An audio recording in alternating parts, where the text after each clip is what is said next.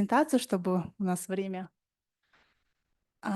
Если вы не против, я буду делать презентацию на английском языке. I will proceed in English. This is a report that we did with our colleagues together with Professor Christopher Gary and Maria Yanova. So this is about the health and health-related SDGs in Kyrgyzstan. We did this up to 2023. Now we are working on the update of the 2024. So I think many of you are aware about the SDGs, but those of you who are hearing about this for the first time, it's basically the Sustainable Development Goals. There are 17 of them.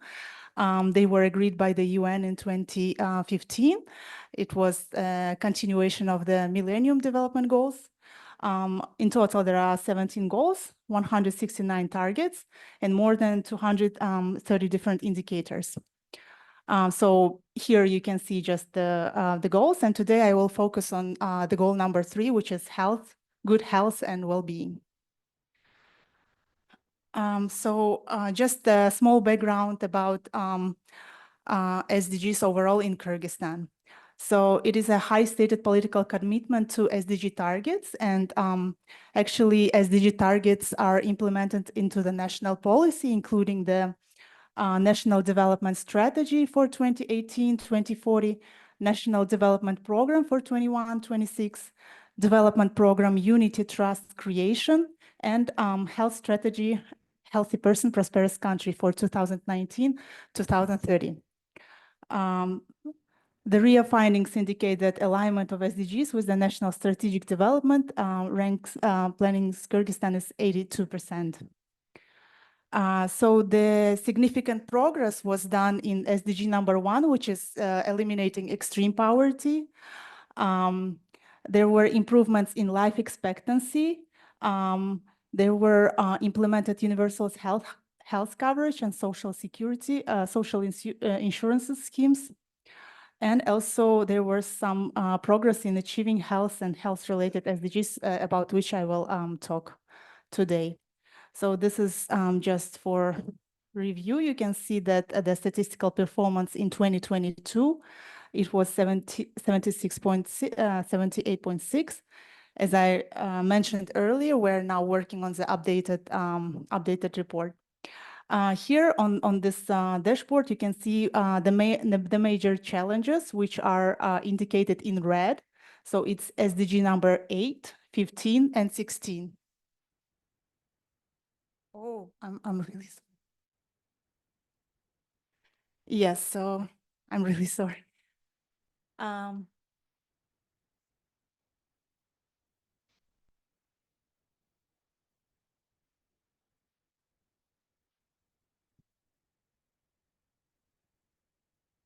On this dashboard, you can see the major challenges. They are colored in red. It's SDG number 8, 15, and 16. The orange ones, those are the SDGs that have significant challenges. And number 3 on good health is also included like that has significant challenges. The yellow ones are where the challenges remain, and the green we have SDG 12 that SDG achieved basically.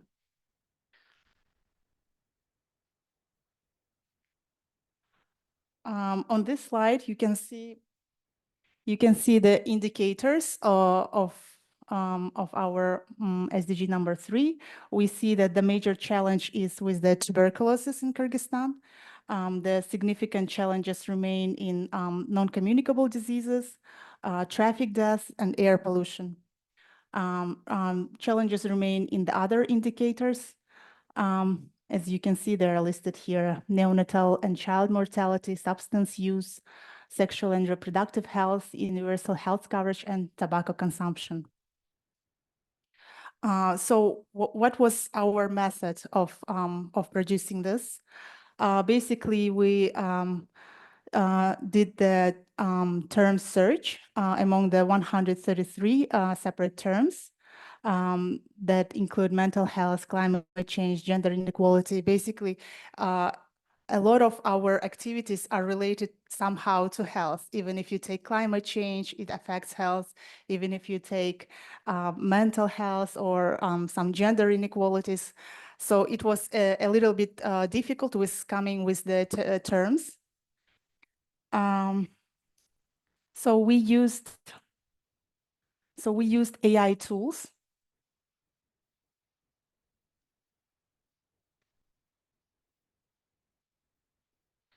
We used AI tools such as Google Scholar, Research Rabbit, and Consensus that allow for more comprehensive search through the scholarly databases, including the PubMed, Lens.org, Research Rabbit, Semantic Scholar, so on the next slide, you may see this is the words that we used in our search.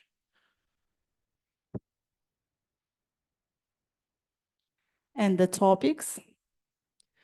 If any of you are interested, we could later share. We have one big manuscript report which we produced, but we are also preparing a shorter version of it, which we hope will be a working paper. And by the end of this year, we're also planning to update it and include the recent changes. So what are the key findings? Among the key findings is that inefficient implementation of the policy, lack of coordination between different levels of government and other stakeholders, poor communication strategy, limited engagement of civil society and academia. Achieving equity and universal health coverage is significantly limited with disparities, high levels of poverty, weak social assistance systems that fail to adequately support vulnerable populations. Health workforce shortages, insufficient quality of medical education, poor retention and preparedness of health workers at the primary healthcare level, and limited capacity building opportunities, poor uneven quality of health services, and outdated infrastructure.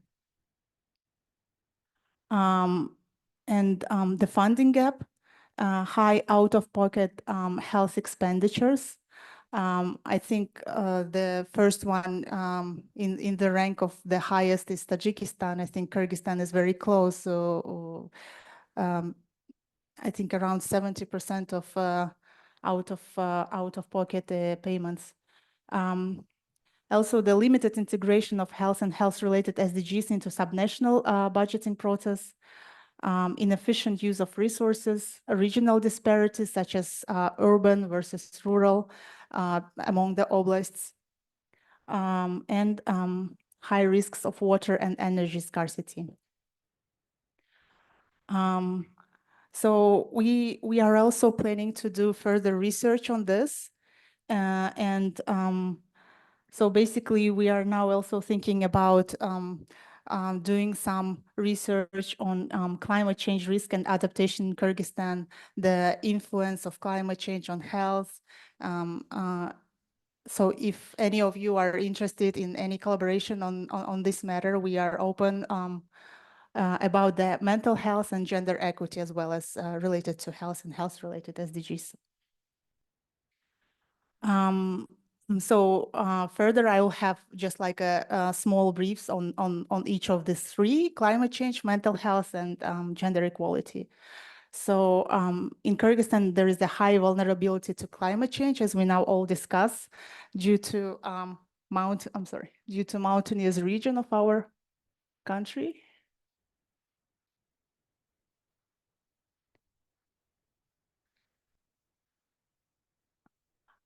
Also, spillover effects on agriculture, increased vulnerability to drought, risks to food security and nutrition, limited resilience to climate change, limited adaptation strategies, including planning and funding. And the current progress of the national green policy shows a lack of commitment, understanding, management, coordination, and financial resources, resulting in poor implementation.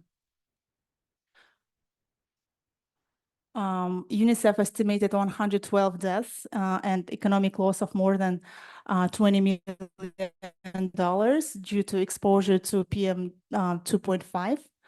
And WHO's guidelines are 5 milligrams per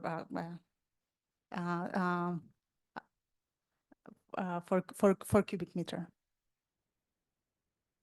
About the mental health, the system retains the characteristics of the previous Soviet system.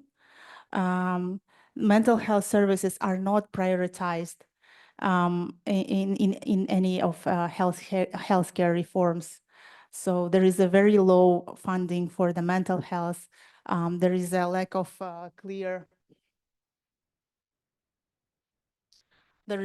clear strategy and plans, limited intersectoral collaboration. As mentioned earlier, the lack of human resources, no program evaluation, highly stigmatized, and very little focus on reducing suicide, tackling substance abuse, and remains centered around inpatient hospital care, basically. Outpatient care remains under-resourced. And a short slide about the gender equality and health. So in Kyrgyzstan, there is a high prevalence of gender-based violence and inter-partner violence. Structural and legal barriers in seeking help, including financial dependence on the abuser, stigma, social acceptance, and inadequate enforcement of laws. Regional disparities. Women in rural settings often experience poverty and insufficient access to basic service. Traditional views contribute to unequal land ownership, control over services, giving men more decision-making power. Absence of family planning policies and sex education leads to high rates of abortion, adolescent births, and maternal mortality.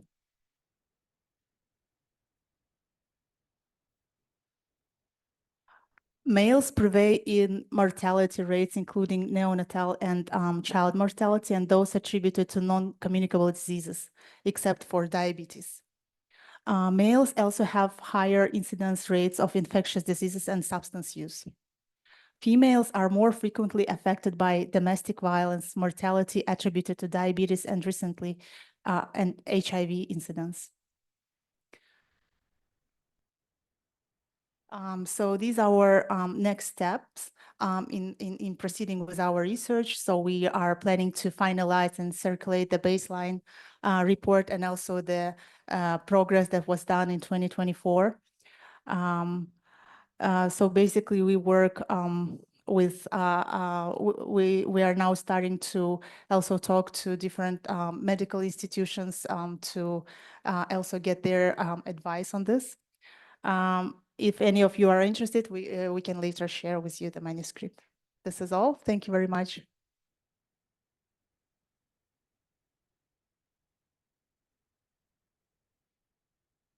Спасибо большое. Я очень извиняюсь, очень большие были пробки. И спасибо, Saule, что вы уже начали эту сессию. For the first, I'm so sorry for my late. It is very unreal traffic today. Let me congratulate you to start this panel session and our guests, our speakers. Let me continue in Russian because it is more fluently and comfortable for me. Я, наверное, еще раз, да, немножечко про выступление Saule тоже хочу сказать, что спасибо еще раз за выступление, за то, что вы начали. Я представлюсь, меня зовут Elina Sakkaraeva, я являюсь экспертом проекта Digital CASA, проект Всемирного банка. Может быть, многие слышали, мы занимаемся обеспечением интернета в труднодоступных регионах всей страны. То есть это 100% покрытие интернетом нашей республики. Сегодня вот у нас панель, сессия называется «Влияние на здоровье и общество в Центральной Азии». И мы говорим о достижениях, проблемах и рекомендациях по политике. Конечно, мы сегодня сосредоточим наше внимание на важнейших вопросах, касающихся здоровья и его влияния на общество и в нашем регионе. Также мы обсудим достижения проблемы и возможные политические рекомендации, которые могут помочь улучшить состояние здоровья нашего населения. Первая у нас уже выступила Saule Chalbasova, она из Университета Центральной Азии, сама себя уже успела представить, спасибо, и рассказала нам о здоровье и связанных с ними целях устойчивого развития в Кыргызстане. Я думаю, давайте формат выберем. Сначала все презентации прослушаем, потом Q&A session, да, начнем в конце. Окей, тогда следующим мы ожидаем выступления нашего уважаемого профессора Бухо Хосино из университета Rakuno Gakuen, который поделится с нами своим исследованием и о влиянии COVID-19 на кочевое общество Монголии. Пожалуйста. Я? Окей.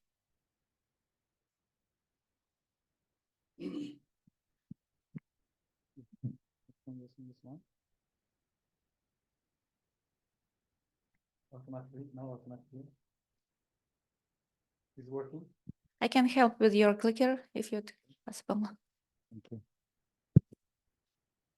Good morning. My name is Buho Hoshino. I come from Hokkaido, Japan. So I first time visit to Kyrgyzstan. It's very beautiful and very friendship country. So I can talk 4 languages, but only my English is very poor. I'm sorry. So today I want to share my small result of study impact of COVID-19 on Mongolian nomadic society. I work with Dr. Choi here. So next, please.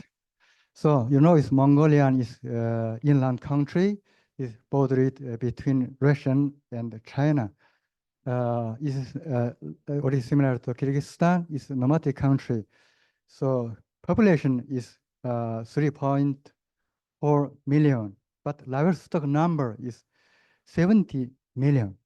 So it is also, but this year, Mongolian have a drought is very heavy snowing. 5 million livestock killed by snow disaster. Okay. So by the end of 2020, Mongolian had recording first infection of COVID-19 is 2000. After Mongolia is government take very strong control human movement and closed border and lockdown is Ulaanbaatar capital city. Okay, next. So this study we focused on 2 regions.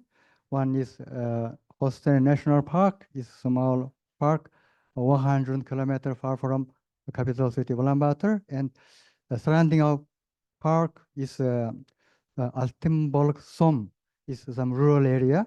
So we chose 29 family, nomadic family, to questionnaire to ask about COVID-19 effect his life. Okay, second. Today I talk 2 topics. One is effect to COVID-19 effect to Mongolian wildlife. Is wild animals. You know, is Mongolia is very good, very big country, but it's many areas uninhabited people.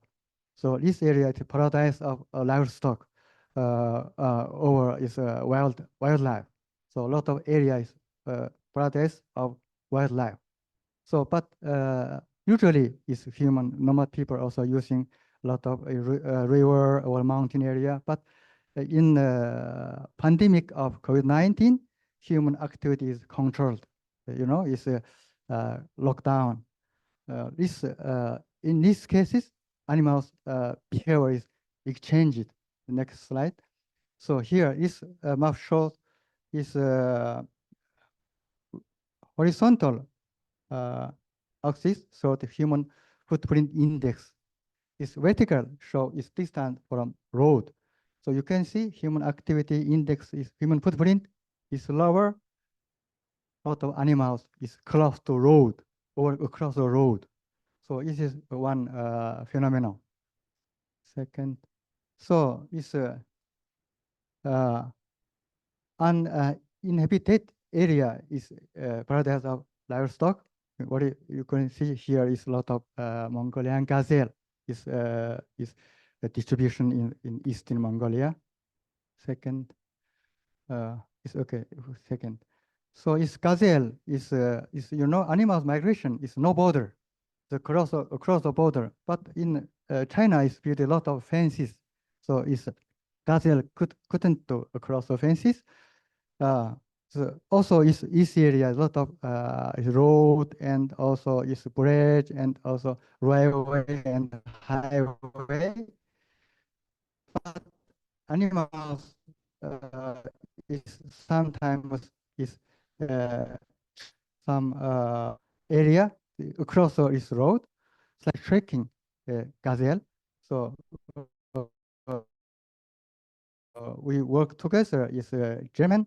So you can see here is across the border to another area, but naked. But during this COVID-19, is here shows is moving. Migration speed is very quick down because no human affected to his habitat and his movement. So this is one phenomenon in during COVID-19. Okay, next. So also not only is gazelle, also is wolves. Wolves inhabited in Host National Park, but during COVID-19, wolves also its behavior is a big changes. So usually it's inside our surrounding of the national park is yellow polygon. It show national park is a core area, but in 2020 over 2021, is wolves moved to is 100 far is near its capital city Ulaanbaatar, another national park. So because this in 1 or 2 years is no human activity, not of car or some human nomad people is frequently the movement. So here shows this result. Next. So not only is wolves, also is Siberian mammoth siberiaca is behavior also a big changes. So the next one. So this video shows is here is not human is affected to is so is behavior is big changes. It's not like the normal. Okay, second. So second topic is COVID-19 affected to normal society. Next. So its study area is like shows this map. One is national park, another is surrounding of national park. Or method is one is with primary data we are collected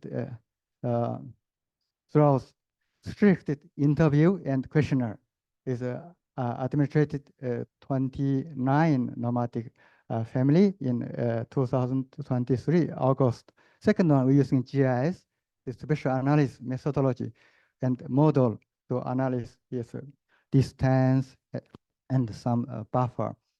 The third one is using meteorological data and also is using meteorological station data. The last one is also we're using statistical method to analyze is our questionnaire data. Okay, so this picture show is some interviewed some nomad person in Altmark zone, and next one is also is interviewed to some ranger of national park, also in staff. So this national park is the product is Mongolian wild horses, Tahi is because it's 1960 Tahi is Mongolia is not Tahi. After maybe it's input from European country like Holland. Now is here this national park is 300 Tahi success to here product is developed. So this area is surrounding of national park is a lot of nomad person is summer using close to river because river is very lot of grass and also fresh water. But winter, the change to movement to is mountain area because river and lake is fresh, freezing in winter. There is no water to use. So nomad person come to mountain area using snow. This livestock in winter time is eating snow. So here is map show distribution of about over 29 nomad person where he located where. Okay. Second one. So this is some result. This first one. This our family is 66% is non infection is COVID-19, but income is decreasing is 55%. Only 10% is increasing. Also is no change. Okay. So where is increasing? It's very far from capital city Ulaanbaatar.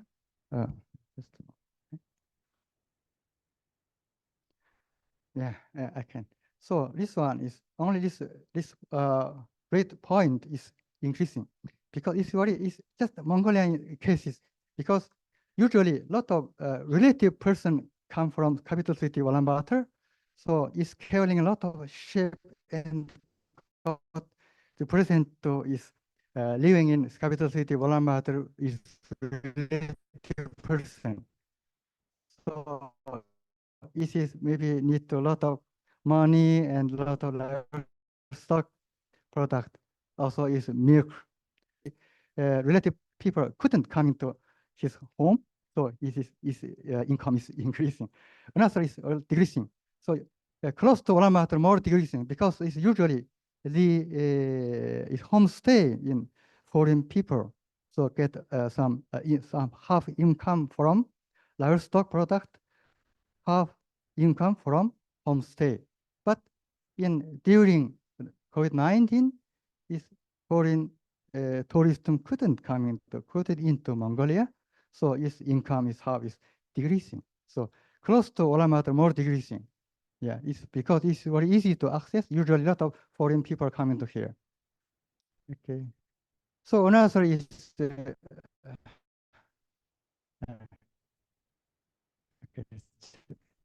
Yeah, another is some change in frequency of visit to public introduced during the new leasing or never visit. Next one. Okay. So change in expenditure is increased. Is all is increased because lot of money to put. Okay. So general preventive measures against COVID-19 is measure 97% is yes. Also, is a lot of people is not conduct watering places, don't meet other people, so is affected to is no non-infection COVID-19. Maybe no is here. So is Mongolia also is we ask how what methodology you're using is people side is usually eating horse meat in during COVID-19. Maybe Kyrgyzstan also same. Also some dairy product, some yogurt, something. Also is drinking aerek is hummus in. So it is. I don't know. It's maybe not is some supporting some scientific data, but local people is very believe is drinking alcohol or drinking airek, is horse milk sake, is very useful to is healthy. Yeah. Okay. So it's okay. I already show. Yes. So another we're using 120 meteorological station of whole Mongolia. So it's also using internet to interview, use mobile phone to interview. Next one. So it's a lot of nomad person is told is inflection is more important. It's not money. So in also second one is medical is very important. Life. Okay. So Mongolian is summary is Mongolian COVID-19 not big effect to Mongolian nomad person because is home to home is distance very bigger. So is no people is meet in some market or some working places. So it's difficult to infection, but developing very slowly. So here is many countries in East Asia, is Pacific region, have emerged from the pandemic on the robust economic recover. But Mongolia is very slowly because it's Mongolian main GDP 60% from is mineral natural resources. It's mining. Only 20% from livestock production. Also, is half from some tourist. But now is maybe little is increasing. Return to before COVID-19. Okay, so this is my it's just this 1 year. Our result show just 1 year, very small result.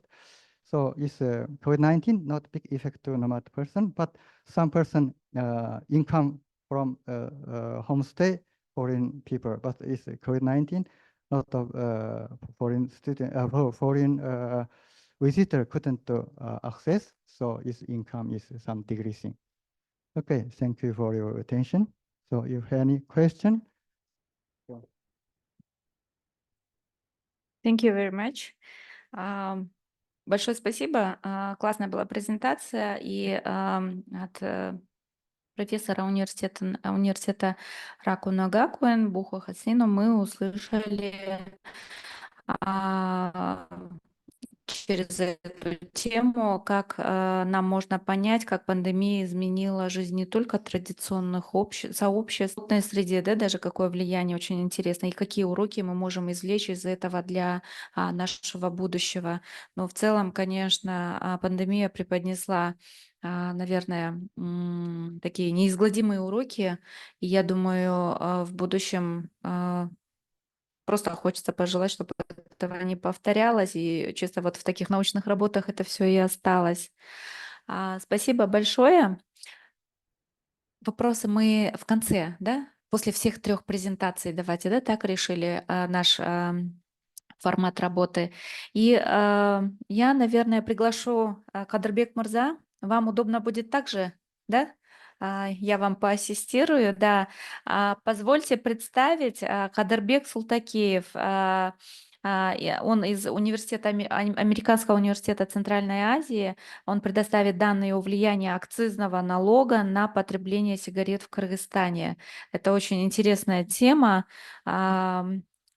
Позвольте вам дать слово, ага.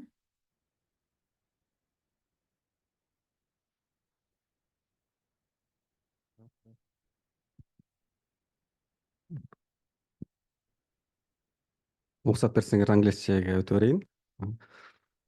Okay, thank you very much for your coming. Welcome to my presentation. It's a good opportunity to meet you at this unique international conference.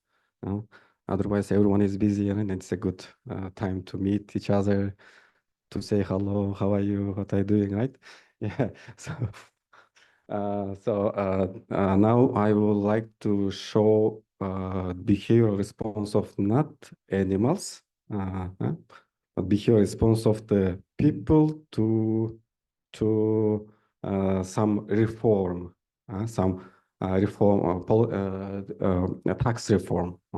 So government increased the tax, and the price of cigarettes raised, and we want to see how did do people change their behavior responses on these changes, right? Because they need to change their behavior, they need to decrease among whom, right? Among rich people or among poor people. So it was our talk, and this. Can you go back again? So on the topic. So this, and I came up with this topic when I was teaching my class in the research method class. So I was teaching the difference in difference method, and we needed to apply this method, and we were searching for some theories. And as an economist, we need to try to show the impact of the programs, interventions, shocks on the outcome of the people or outcome of the animals, right? So it doesn't matter, but and we try to use also the life in Kyrgyzstan data, which is also unique data. And the good thing that while the life in Kyrgyzstan data was collecting in the mid-time, there was a reform. So we have the data of life in Kyrgyzstan data for 2016 and 19, and in between you have the tax reform. So tax reform started in 2017, so that we can check the impact of this tax reform before and after. And then we came up with this idea to focus on this topic. The motivation, so let me start from the motivation. The tobacco market in Kyrgyzstan consists of traditional tobaccos mostly, and it is almost 95% of the market. At the same time, you have e-cigarettes make up the remaining 5%. In 2017, the government increased it, as I said before, the tax reforms that adopted Kyrgyz parliament on the filtered cigarettes from 750 to 1,000 som per one pieces. This was just a starting point, and every year they were increasing and increasing. So the goal was to reduce the tobacco consumption and also to increase the government budget. However, it didn't happen. So the government didn't reach its goal because the outcome of this policy have been mixed. While the legal cigarette market has indeed decreased by 49, but this hasn't translated into the reduction of the number of the smokers. Still, you have many smokers. Why? Because we have shadow tobacco production. So people still smoke cheap cigarettes from other countries. So they use counterfeits and low quality cigarettes from other countries. Yeah, and then the number of the shadow tobacco dealers has increased, resulting in an annual loss of between 6 to 7 million in tax revenue. And despite the bans and high price, the number of smokers doesn't fall, right? Nowadays, we have 45% of men and 2.7% of women still smoking in Kyrgyzstan, according to National Statistics Committee of Kyrgyz Republic in 2023. So although the excise tax reduced the legal tobacco market, it undermines the effectiveness of this policy and it still stimulates the illegal market. Yeah, next slide, please. So the main research questions that we want to ask in this paper are as follows. So what is the impact of the excise tax on cigarette consumption? Then second, we want to understand is there any gender gap between consuming the cigarettes. So the data for the current study is taken from the life in Kyrgyzstan data. So we use the 2016 and 2019. So before and after. Data are represented at the national level, and there are 3,000 households and 8,000 individuals over time. But in our data, we don't have the 3,000 households because of the attrition bias. because you are not able to catch or ask all the households that you started initially in 2010 because of migration, because of the mortality and so on. So we in 2019 we have the 2,500, and in 2019 we have 2,300. So it is the number of the observation is quite big enough to analyze our study. Yeah. And how the data is collected, if you ask this question, then it's the two-stage random sampling. And it takes time, but at the break, maybe I will explain in detail. The method that we use is mixed method, so we don't just use the difference and difference.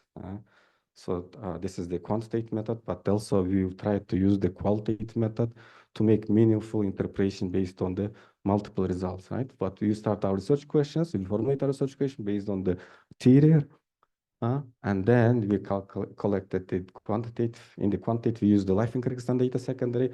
At the same time, we cross-check our quantitative results with the qualitative data. Because these two methods will provide a better insight on the research problems that we want to solve. And this is the difference and difference method. The outcome is the dependent variable, refers to annual consumption of cigarettes in pieces. Then we have the T capital T is treatment indicator, showing smokers based on income, such as low-income smokers and high-income smokers. So the capital is divided into 1 and 0. So it's time variable. So, and this we didn't divide our group into two groups, such as treatment control based on the cigarettes, for example, smokers and non-smokers, because if you take non-smokers as a control group, then they don't have outcome, 0 outcome before and 0 outcome for the after period, so that you are not able to use non-smokers. So that we decided to focus on the smokers and divide into two groups based on the income. And as you know, the poor people are more sensitive because the proportion of the cigarette consumption in their total consumption is higher. And that's why they should decrease their consumption. They might, not should, but they might decrease their consumption if there is an increase in the price. That was the main idea, to see the reduction when we started our journey. Yeah, and then the interaction term, yes, maybe, yeah, interaction term. And you also, the interaction term is very important, beta 3, which shows the impact of the difference and difference.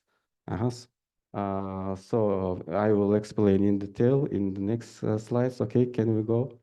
So this is the empirical strategy. So we are using 2 periods, before and after. So taking into account the average cigarette consumption of these 2 groups, treatment and control, for the before period and after period.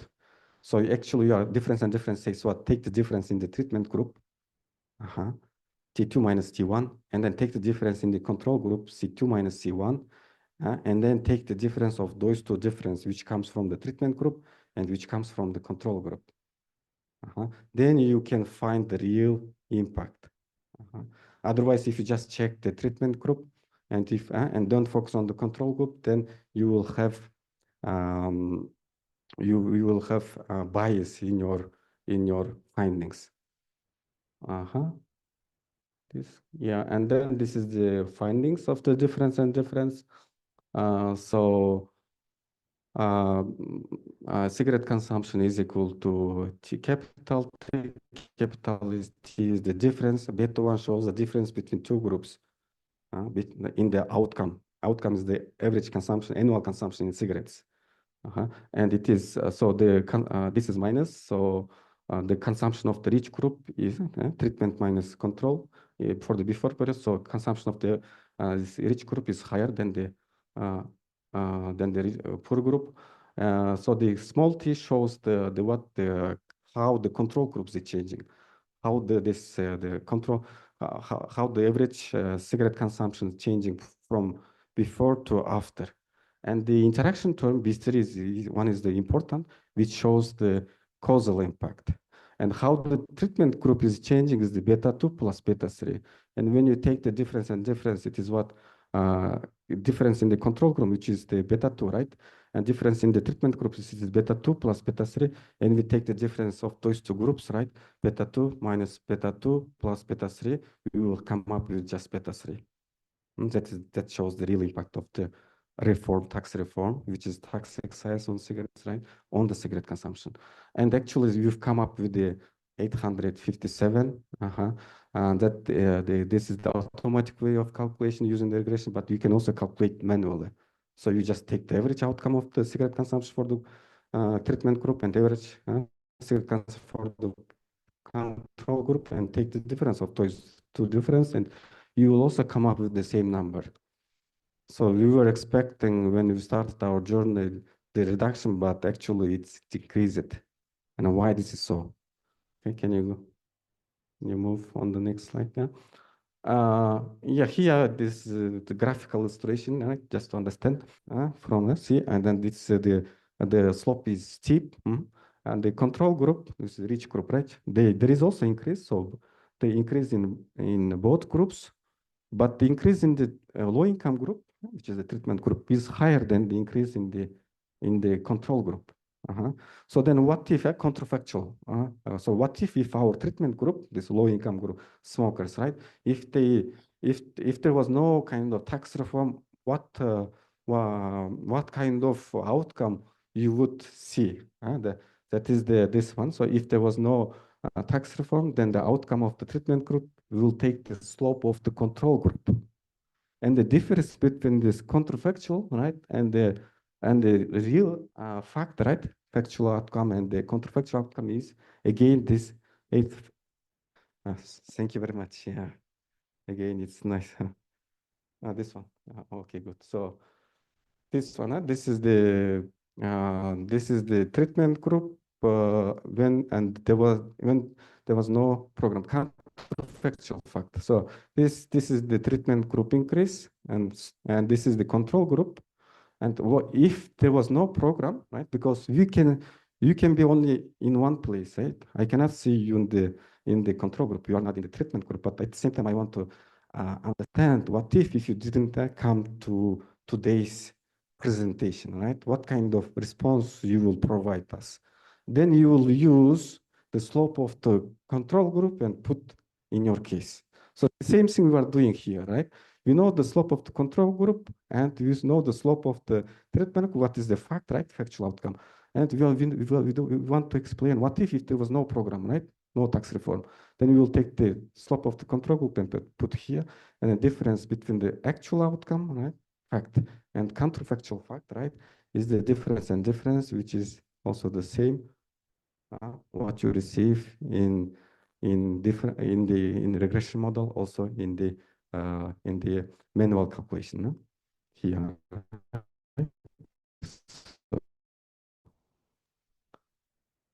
Okay, and the results. So this is just in the difference.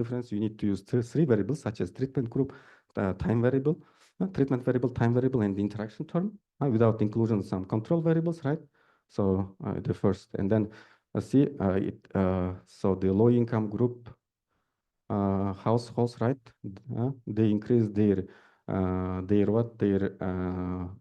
cigarette consumption more than the control group by this much, and it is statistically significant. And when you include the result keeps same, the sign is same, so positive, and the significance level is also same, 5%.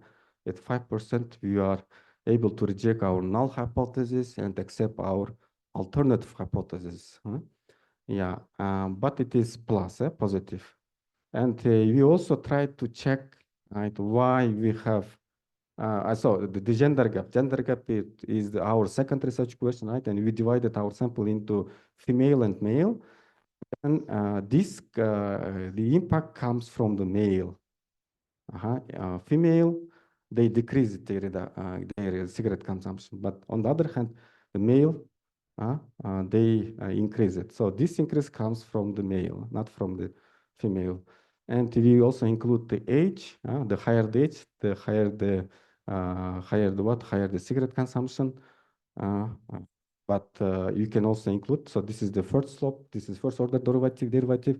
What if your age, for example, old enough so you are retired, and then you also include, but the result is not here, and then sign is changed. So that should be like this, because when you take the second order derivative, right, you see the changes in the slope.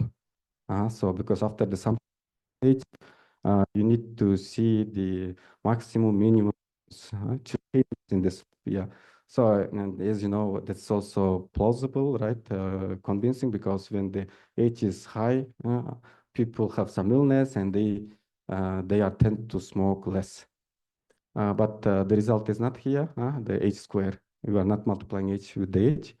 Yeah, that's it. And then the next question is qualitative result, just to understand why people increase their consumption. Because the increase in the both groups, but in the treatment group is higher. So then you ask, can you tell us more about your views on the impact of increasing the excise tax on cigarettes? So you asked some teachers at the university, students who smoke, and also we went to the Osh Bazar who sells. So you ask both sides, suppliers and also demand. So consumers, yeah. And then one of the answer, from my perspective, raising the excise tax on cigarettes will not necessarily lead to a decrease in smoking. Instead, it might drive people to seek cheaper, often illegal alternatives. And as you see in the first presentation, there was a counterfeit. This national security of the Kyrgyzstan was catching some people or these dealers who are selling, getting the cigarettes from Uzbekistan and Tajikistan by using the low price and selling here to get this benefit, because demand is high for that product. Yeah. The second question: can you elaborate on why you believe higher tax won't reduce cigarette consumption? So many smokers are addicted to nicotine, so their demand for cigarettes is relatively inelastic. So when your income is inelastic, you don't care the price. Right? Anyway, you will try to find the products that you used before. Even if legal cigarettes become more expensive due to higher tax, the individuals will still find ways to satisfy their addiction. They might turn to smuggling, counterfeit products, or black market cigarettes, which are often cheaper and not subject to the same taxes. Yeah, and then I use the thematic table for the qualitative notes, field notes, and I come up with these themes based on the notes, field notes. So these are the effectiveness of tax increases. So higher tax won't reduce the smoking due to the nicotine addiction. Shift to illegal alternatives, we also observe that's another factor why we didn't reach the goal of the government. Health risks, so illegal cigarettes may contain more harmful substances. So that's the not good outcome, because the government wanted to decrease the illness rate based on the cigarette consumption, right? They want to reduce, but in fact, people are buying the low quality cigarettes and which are more harmful for their health. Support for criminal activities, purchasing illegal cigarettes supports organized crime. Yet sensitive to price, which is also good, I think, of applications such policies, tax reform policies, because higher tax might stop some young people from starting to smoke, because the price is high. And then we also come up with another team, comprehensive approach needed. There is a need for education, support for quitting, enforcing against illegal sales, and so on. And demand, high demand. So,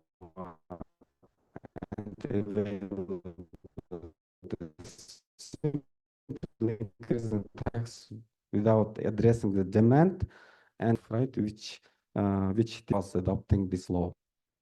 Yeah.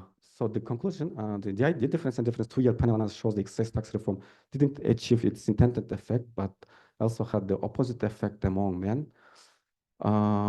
This excise tax reform didn't lead to decrease in cigarette consumption. On the contrary, it increased it. So then the response to excise tax is different as men increase their consumption and women decrease their cigarette consumption. So you have the reverse for the women, which is good.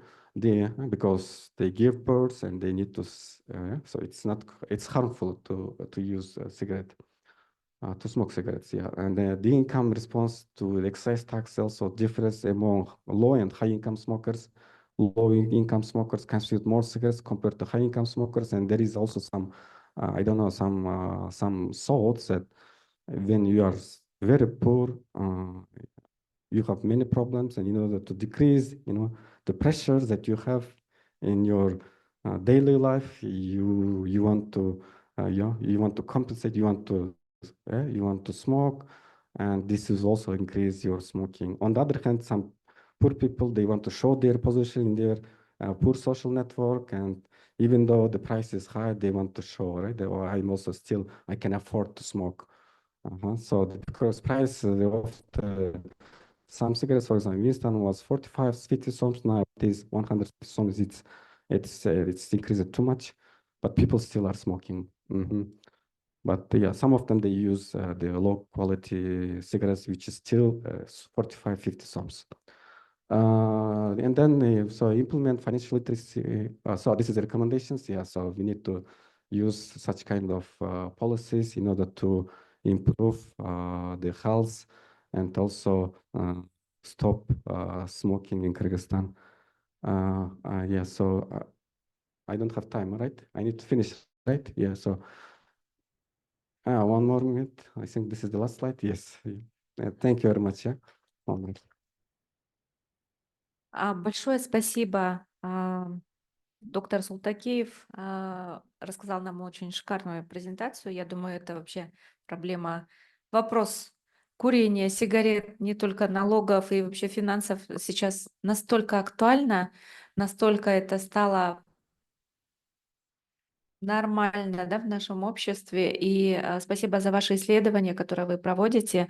И это исследование, я надеюсь, поднимет важные вопросы о том, как финансовая политика и налоги помогут нам формировать привычки населения, какие меры могут помочь в борьбе с потреблением табака. Наверное, конечно, с самим корнем надо бороться за здоровое общество, чем вести исследования как бы этих таких влияний. Спасибо большое. Давайте приступим к сессии вопросов-ответов. По правилам поднятой руки мы будем предоставлять микрофоны. Спасибо. Да, вот сюда, пожалуйста. Добрый день. Добрый день, уважаемые участники. Рада всех приветствовать. Меня зовут Алия Исмаилахунова. Я представляю Институт экономики и менеджмента Арабаева и НИИ имени Рыскулбекова, КО имени Рыскулбекова, ведущий научный сотрудник. У меня вот такой вопрос относительно вот последнего исследования. Да? Данные, которые вы использовали, они были до ковида, да? Ну, это, я понимаю, 16-19 год. До реформы, да. Да. Но сейчас тенденция в области потребления табака в мире, она очень резко изменилась. Да? Вот буквально недавно у нас, к нам приезжали друзья с Голландии, они говорят, что цены на табак повысились настолько, что люди, в общем-то, отказываются от курения табака, хотя они уже курильщики с достаточно длительным стажем. Кроме того, сейчас в структуре ВВП налоги у нас составляют свыше 16%, в то время как в 2019 году они составляли 12,4, по-моему, процента. Да? То есть вот этот рост налогов, он, в общем-то, во многом связан именно с косвенными налогами, да? И в том числе доля акцизных сборов там достаточно значимая. И в связи с этим у меня вопрос. Собираетесь ли вы продолжить исследование и вот посмотреть именно изменения поведенческих установок, но с учетом вот тех реалий, которые сложились в постковидной экономике, да, то есть это вот, условно говоря, 22, 23 и 24 год, буквально недавно была информация о том, что государство ужесточает, опять-таки, администрирование в области табачных изделий. Вот, у меня вот такой вопрос. Спасибо большое. Спасибо, Саида. Очень хороший вопрос. Да, мы будем учитывать, пока нету данных. Они уже сделали, да? просто data cleaning идет, там собираются, да, вот данные, новые данные собираются, да. Мы использовали самых последних за 2006 и 16, 19, да, 16 до и 19 после, но вот эта реформа до сих пор идет, да, каждый год они увеличивают. Мы могли просто проследить именно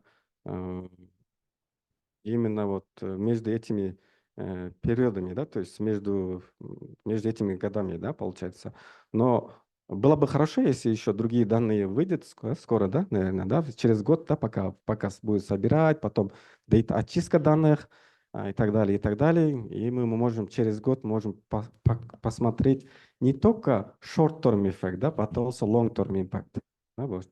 То есть не long-term не будет, потому что long-term это там десятилетия, да, там 10 лет нужен. Medium-term можем посмотреть. А short-term мы посмотрим в 2017 году было, мы в 2019 году посмотрим, это 2 года, это short-term. Если будет 5 лет как раз, вот 17, там еще 24, 5, да, уже, вот как раз будет medium-term, да, мы можем посмотреть за 5 лет, за 6 лет, вот так. Да, а потом еще через 5 лет long-term можем увидеть, да. Угу.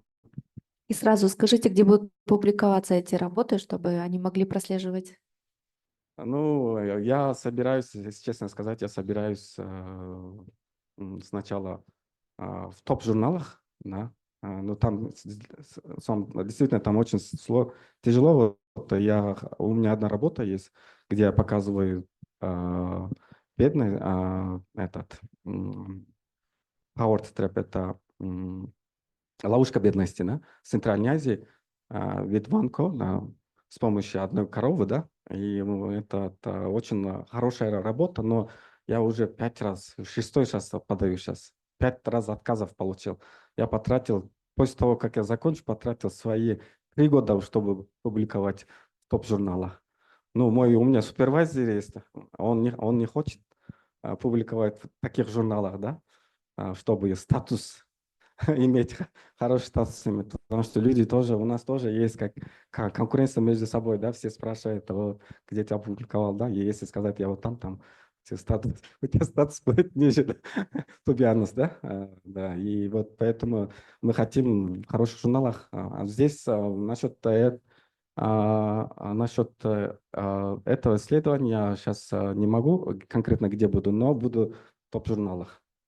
Окей. Следующий вопрос. Девушка, пожалуйста, ага. Здравствуйте, меня зовут Надира, я являюсь ассистентом кафедры международного бизнес-права Международного университета Алтно.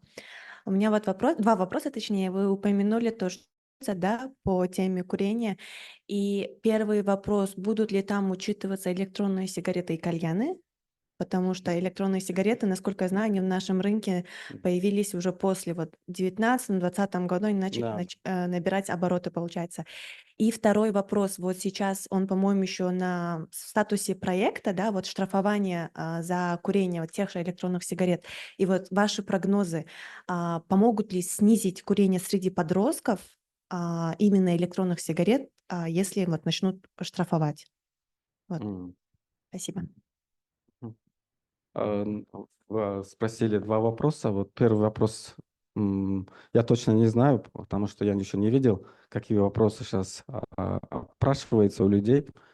Надо посмотреть, если мы успеем, можно добавить, можно будет добавлять, или, наверное, уже поздно, да? Надо спросить все равно. Поэтому я не могу, у Дамира надо спросить, да? Или у Тельмена Брук надо спросить, да, вот. Я не смогу ничем. Касательно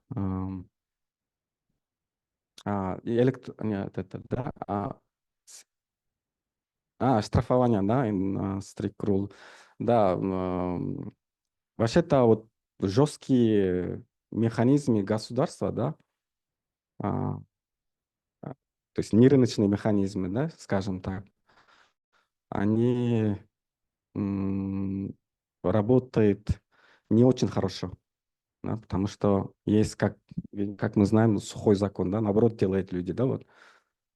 Да, и поэтому мне кажется, надо использовать рыночные механизмы, вот,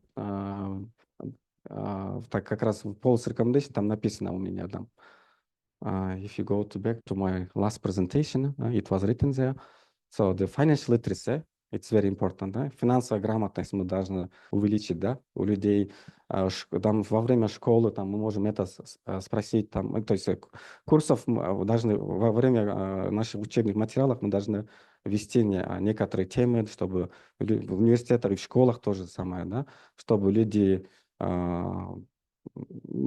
чтобы люди курили меньше, надо показать хорошие, вот как, сколько можно сбережений делать, да, например, сказать, 40 лет посчитать, там, в день там одну пачку куришь по 150 сомов и умножай на 365 дней, да, в году, и потом еще умножить на 40, это будет большая сумма, как покупка квартиры, да. А вот такие надо улучшать то есть образование надо давать студентам, молодым поколениям, чтобы они поняли, да, изнутри, да. Да, вот здесь как раз было написано, да, вот. Ну да, так много чего. И сейф, и quit, да, надо, как нужно бороться, чтобы люди курили поменьше. Но да, вот конкретно я не могу сказать, но рыночные механизмы будет хорошо, чтобы люди мало курили, молодые люди, да. Спасибо большое. Следующий вопрос. Пожалуйста. Yes, for Saule, the first speaker on the SDGs, we heard a very positive talk from the government representative about all the improvements Kyrgyzstan's making. What are they doing about gender equality, especially violence toward women?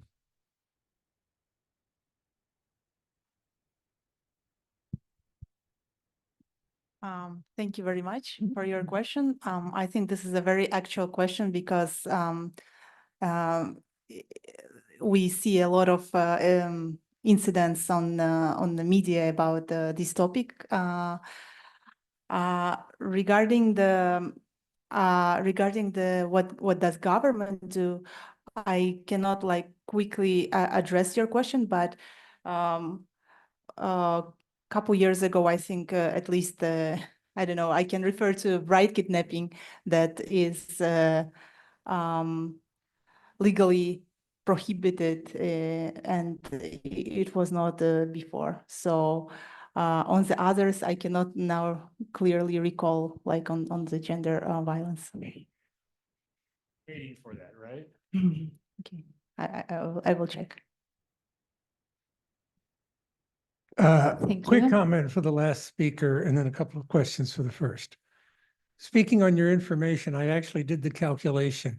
If an 18-year-old in this part of the world chooses not to smoke a pack of cigarettes a day and invested over their lifetime at real market interest rates, they'd retire with a market portfolio of over $1 million. That's the number to tell them. 1 pack a day, $1 million, and you'll live long enough to enjoy it. Now, the first speaker, whose name I forgot, you're at UCA, right? Okay, I'll be in residence for the next 7 or 8 weeks. Come see me. I have 2 research topics for you. One for one of my students. If you can calculate the 2.5 particulate matter, you can show if there's variation geographically and over time, if you can calculate it in a small geographic area, you can actually show the health effects very significantly. And surprisingly, they're not where you expect them to be. You'd think it would be largely respiratory diseases. What one of my students found using Indian data is it's actually the highest effect is on choking among infants. And we've tried to track it down. And what we've actually think we've seen is when the pollution is high, the men don't go to work, the men stay indoors. And with 2 parents in the house, you're much more likely to catch an infant who's choking. It's a strange scenario, but it seems to work. If we could see that in Kyrgyzstan as well, I'd love to have that. And that would be publishable. Now, the one I want to work on with you, again, going now to the gender differences. Interesting fact, I've been looking in the South Caucasus. within ethnic groups, there is clearly gender imbalance at birth. There's excess, there are not enough girls. The male ratio is too high, but it varies across the geographic border. In former Soviet countries, the method is sex-selective abortion. In non-former Soviet countries, so Armenia versus Armenians in Turkey, or Azeris versus Azeris in Iran, it's excess infant mortality from child neglect.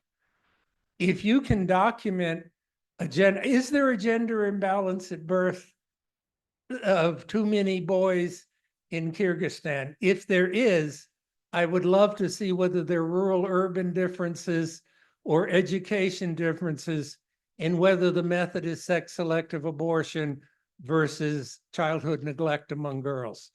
That should be measurable, documentable, and publishable. Thank you very much. I think for your last question, I can refer you to the session 2.5, which is after lunch in the big room. There will be a study presented on the sun preference in Kyrgyzstan. So insights from historical and contemporary data, I think it will be.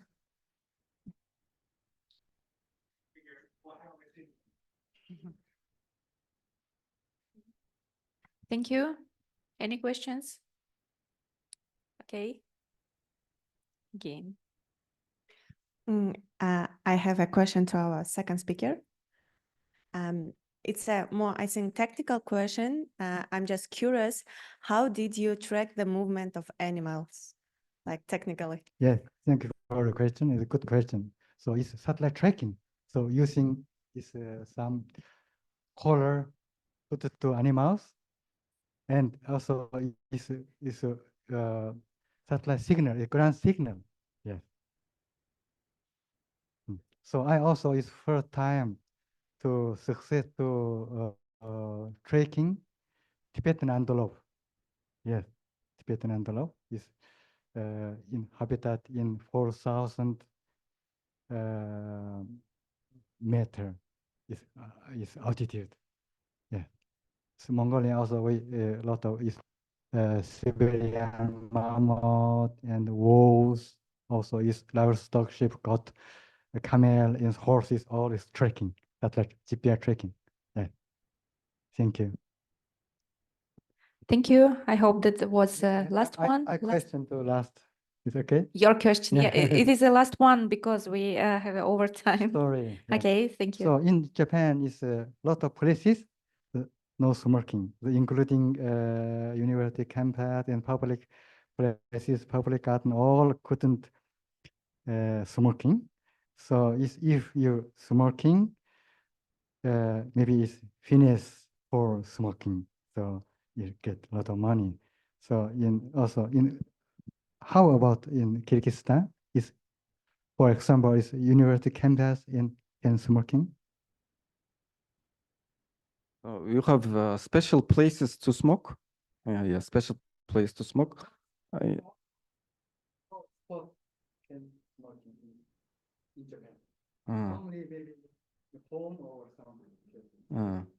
In all other places, it's okay to smoke. It's not for. No smoking, no smoking in all places. Very good. And we can smoke outside easily, no problem. But in the buildings, yes, you are not able to smoke. And no, forbidden, right? It's also forbidden. No, you can smoke when you are walking. Yes, and so at the university inside, you are not able to smoke, but there is a place you need to go there and smoke. So it's outside, but when you go to restaurants, cafes, right, there is a special rooms you can smoke. So it's divided like in the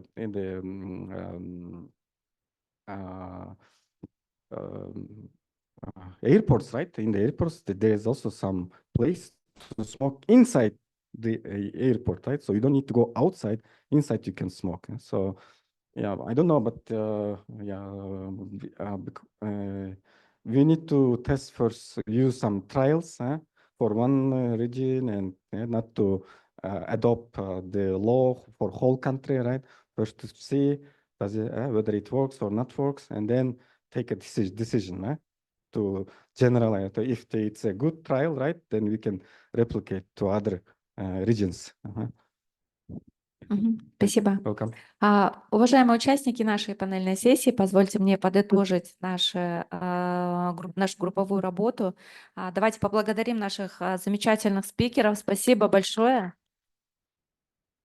И я думаю, вместе мы все сможем внести значимый вклад в решение этих проблем благодаря вот таким прекрасным исследованиям, которые будут использоваться для полисмейкеров, да, которые работают для государственных учреждений, которые являются ключевыми в принятии решений. И также сможем, я надеюсь, что все вместе сможем найти наилучшие решения для улучшения здоровья и качества жизни для нашего населения, для всех нас. Ожидает обед. Спасибо.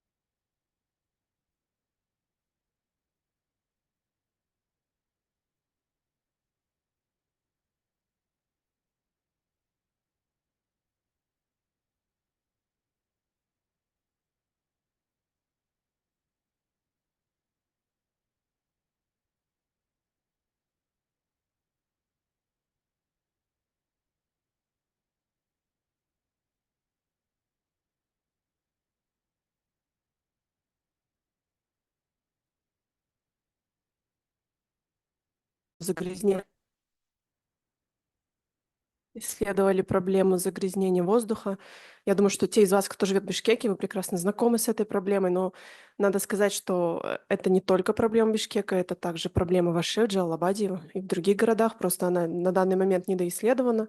Но мы надеемся, что в ближайшие годы появится больше данных, и больше партнеров будут вовлекаться в решение этой проблемы.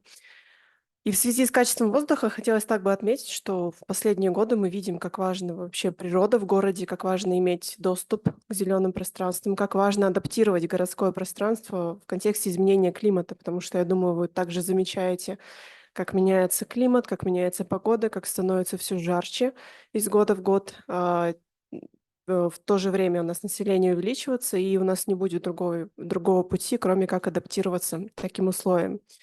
Поэтому сегодня мы хотим сфокусировать нашу сессию на обсуждении проблем города и природы, в частности, природоориентированных решений. У нас будет 4 спикера.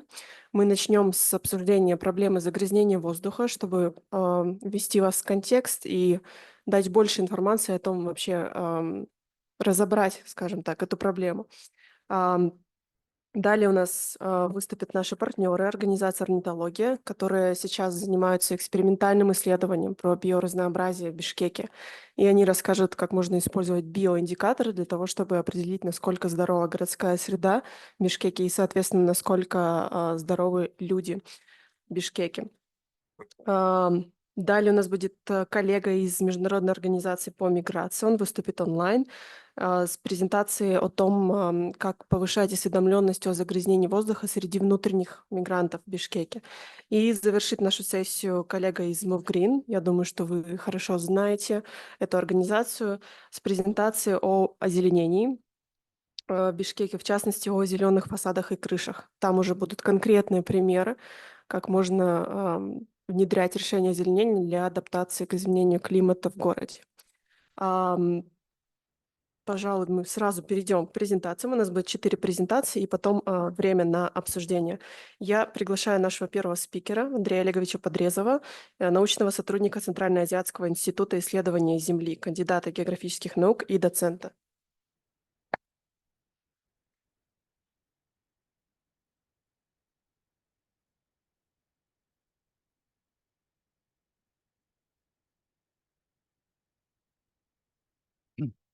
Я приветствую всех присутствующих и постараюсь коротко, но емко изложить те материалы по фактическому загрязнению воздуха и источников выбросов, которые были наработаны, ну, скажем так, за последние 10-8 лет.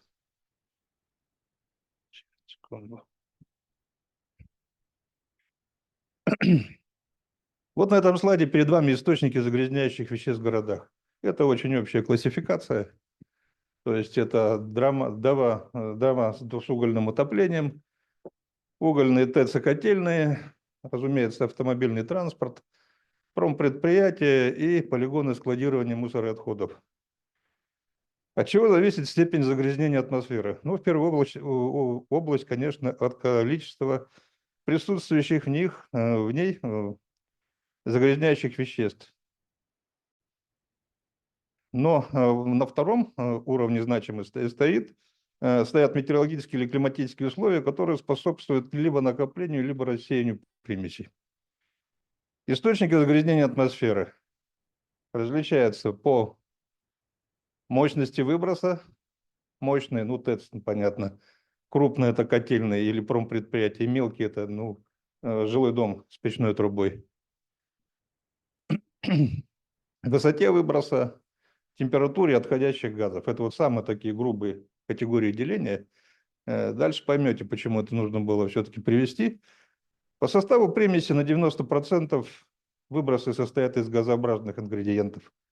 И только 10% приходится на органику, взвешенные вещества, пыль, золу и так далее.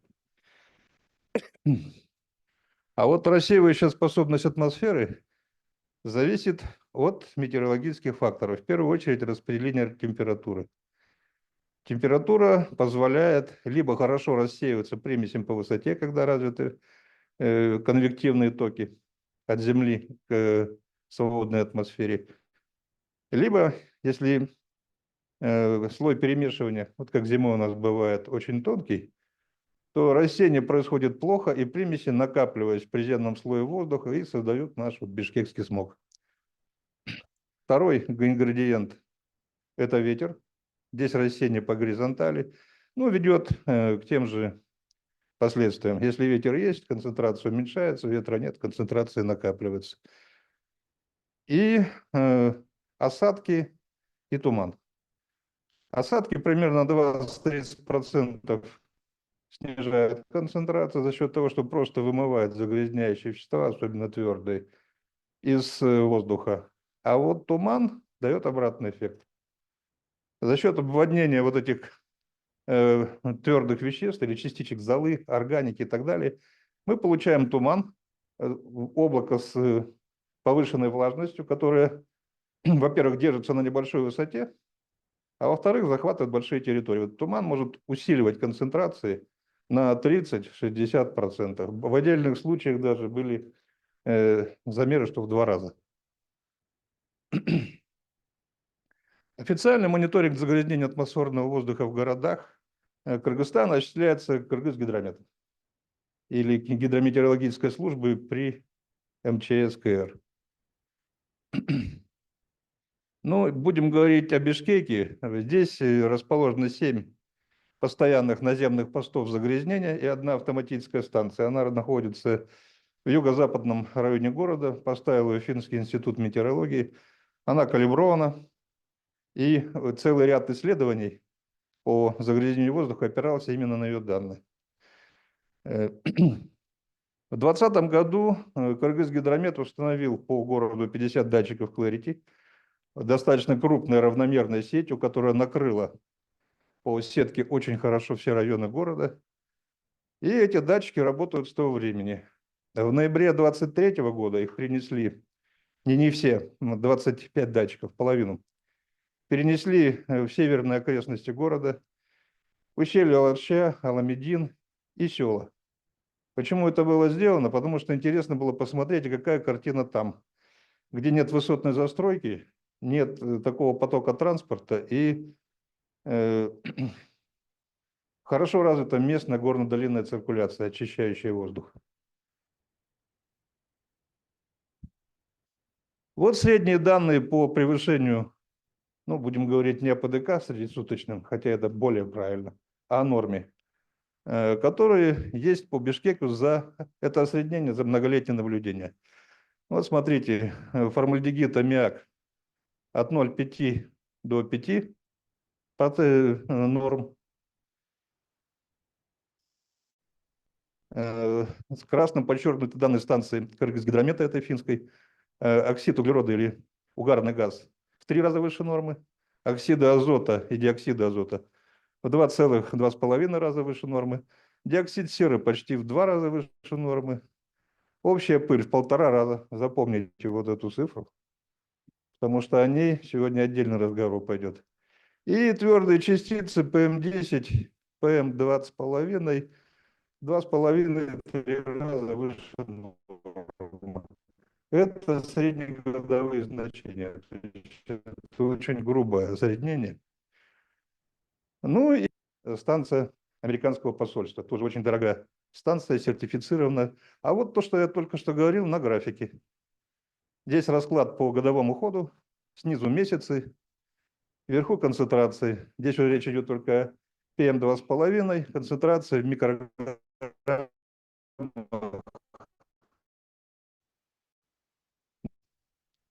Сертифицированная станция Кыргызгидромета, автоматической.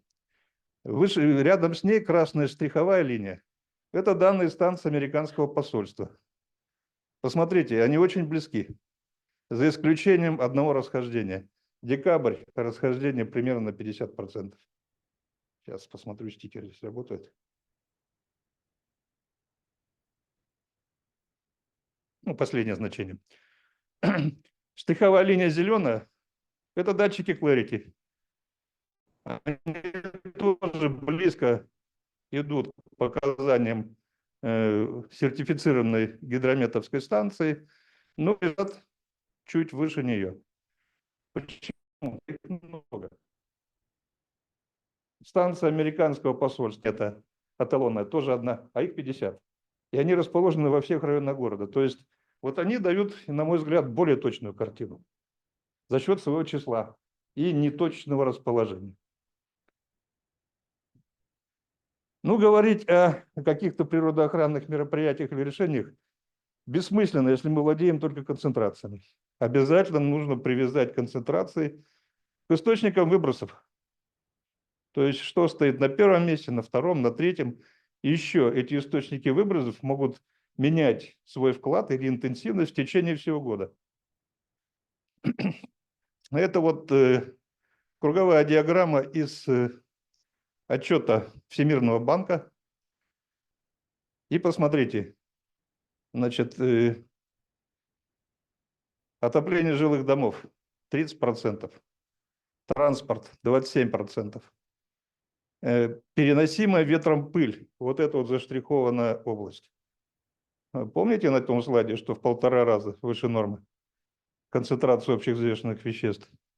21%. То есть сопоставимо с первыми двумя источниками. ТЭЦ-котельная 11%. Ну, а остальное так. Городская пыль 9%, тоже вот значимый вклад. А промышленность, сжигание 1-2%. Как все это было получено? Был применен кадастровый метод. Мы не можем померить каждый автомобиль, каждый дом. И даже ТЭЦ. ТЭЦ уже вот на протяжении нескольких лет поднимают вопрос об эффективности их фильтров и измерениях реальной концентрации на входе-выходе. Но пока ничего не сдвинулось. Поэтому был применен подход валовых выбросов или кадастровый подход. Мы знаем количество машин в городе, знаем типы их двигателей, знаем, сколько они бензина потребляют в среднем в году. Тем самым можем рассчитать средний пробег автомобиля. И есть хорошо работающие модели, которые позволяют в зависимости от типа двигателя рассчитать составляющие их выбросов, в том числе и PM2,5. То же самое с ТЭЦ. Вот впервые этот подход здесь начал применять Финский институт метеорологии. Это 2020 год. Отчет их под эгидой ПРООН был выпущен. И им даже не дали данные по высотам труб ТЭЦ. Я уж не говорю о концентрациях. Вот такая секретная информация. И они моделировали, даже исходя из средней высоты трубы, вынуждены были. Вот последнее исследование Всемирного банка, оно скрыло очень многие пробелы и добавило еще дополнительные источники выбросов. Вот посмотрите, строительство, карьеры, кирпичные заводы и даже вылеты с Манаса, которые не учтены были в прошлых отчетах. Добавили переносимую ветром пыль. Это пыль из прилегающих районов, с деградированных земель. Но мы живем в Азии. Лето у нас жарко. Пыли у нас много. И в городе, и на полях, которые город окружает. Ну и понятно, что эта пыль будет в городе, переносимая ветром. Даже в советское время, когда не было такого количества машин, общий фон по пыли в Бишкеке и в его окрестностях в 1,5 раза превышал норму. То есть для нас это стандартная картина. Но вот учли впервые ее здесь. Хотя разговоров среди специалистов об этом было много. Ну и дальше были модели, которые учли все то, что было на первом слайде. Высоту источников выбросов, их размещение по территории города, метеорологические условия, все, что можно было учесть. И вот ежемесячные колебания объемов выбросов, это валовые выбросы в год в тоннах, видите? Вот посмотрите, нижние квадратики – это автотранспорт. В течение всего года он не меняется. То есть машин в городе летом не убавляется, не прибавляется, так же, как и зимой. Городская пыль. Второй квадратик снизу, оранжевый цвет. Ну, чуть-чуть ее количество увеличивается летом. Я уже говорил, почему. Отопление жилых домов. Вот здесь объемы выбросов в течение года резко различаются. Они максимальные в холодное время года с октября по апрель и почти минимальный, то есть не более 1% это сжигание летом. ТЭЦ-котельные. Вклад меняется не сильно. Разумеется, зимой эти предприятия работают в режиме отопления и подачи энергии. Летом интенсивность снижается. ТЭЦ работает только на горячую воду и энергоснабжение. И вот что мы получили на выходе. То есть как вклады этих источников меняются в течение всего года. И вот посмотрите, наибольший вклад в концентрацию ПМ2,5 в зимний период вносит отопление жилых домов. 40%. А летом, когда отопления нет, на первое место по вкладу в концентрацию пыли в городе выходит пыль, переносимая ветром. Вот эти фиолетовые квадратики сверху. Посмотрите летом, они перекрывают все. И промышленность, и автотранспорт, и все остальное. То есть это естественная пыль. Защита от всего вот этого, от переносимой пыли, только озеленение города. Озеленение города, обводнение дорог, ну, и другого эффективного метода просто нет. Я забегаю вперед, это уже говорю, потому что времени мало отпущено на презентацию. Вклад автотранспорта зимой составляет 30%, и он стоит на втором месте после отопления жилых домов. А летом 17%, и он опять же удерживает второе место, но уже после пыли, переносимой ветром. Совокупный вклад ТЭЦ-котельных, ну, порядка 15%. Не так много, но сравнимо, например, с летним автотранспортом. Вклад городской пыли. Это кирпичные заводы, строительные работы, карьеры, пыль, поднимаемая колесами автотранспорта с дорог. 7-10%. И вклад промпредприятий, ну, за исключением ТЭЦ, составляет всего 1-2%.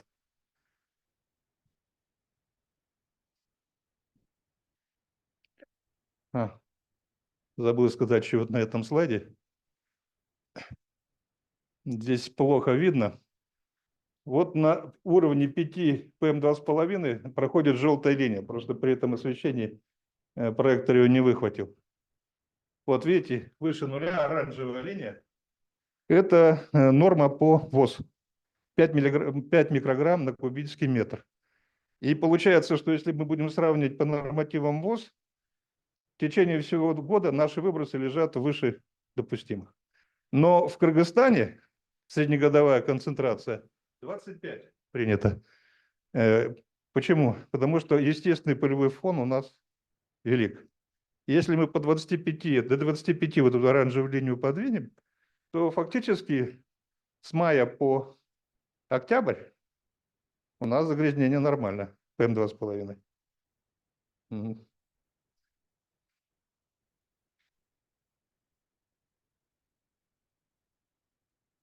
Ну и рекомендации. Есть глобальный или кардинальный подход. По кардинальному подходу, и это говорят не только экологи, а и архитекторы, нужно ограничить рост города. Увеличивающая плотность населения и высотная застройка, ну, может свести на нет очень многие мероприятия районного экологического масштаба. Но пока что так, что город будет расти. Ну, вот пример, или наш аналог, это Улан-Батор. 50% населения Монголии живет в Улан-Баторе. Это один из самых быстрорастущих городов в мире. 100 тысяч каждый год прирост населения. Мы начинаем повторять его судьбу. Но я не хочу читать с экрана или прочитать. Что? Хорошо. Улучшение теплоизоляции зданий и применение экономных отопительных систем. Это опробовали печей, это опробовали монголы. Постепенный переход с сырого на брикетированный уголь. Это тоже опыт Улан-Батора. По крайней мере, по их отчетам он дал сокращение выбросов на 50%. Разумная тарифная политика правительства на газ и электроэнергию. Дотация энергетического сектора из госбюджета для поддержки населения. Проще говоря, переход на газовое и электроотопление. Как альтернатива, переход на отопление тепловыми насосами в тех районах города, где близко залегают грунтовые воды. Это пункт 7. Распространить работу предприятия ТЗЛИК на районы жилмассивов, чтобы исключить сжигание мусора, в первую очередь, осенью и в отопительный период, которые дают совершенно существенную добавку к отоплению жилмассивов. Увеличение массивов и площадей зеленых насаждений. Об этом будет отдельная презентация. Но я уже говорил, по борьбе с пылью, с природной пылью, другой альтернативы просто нет. А увеличить площадь зеленых насаждений обычным путем в Бишкеке, по-моему, практически нереально. У нас каждый метр уже поделен, застроен.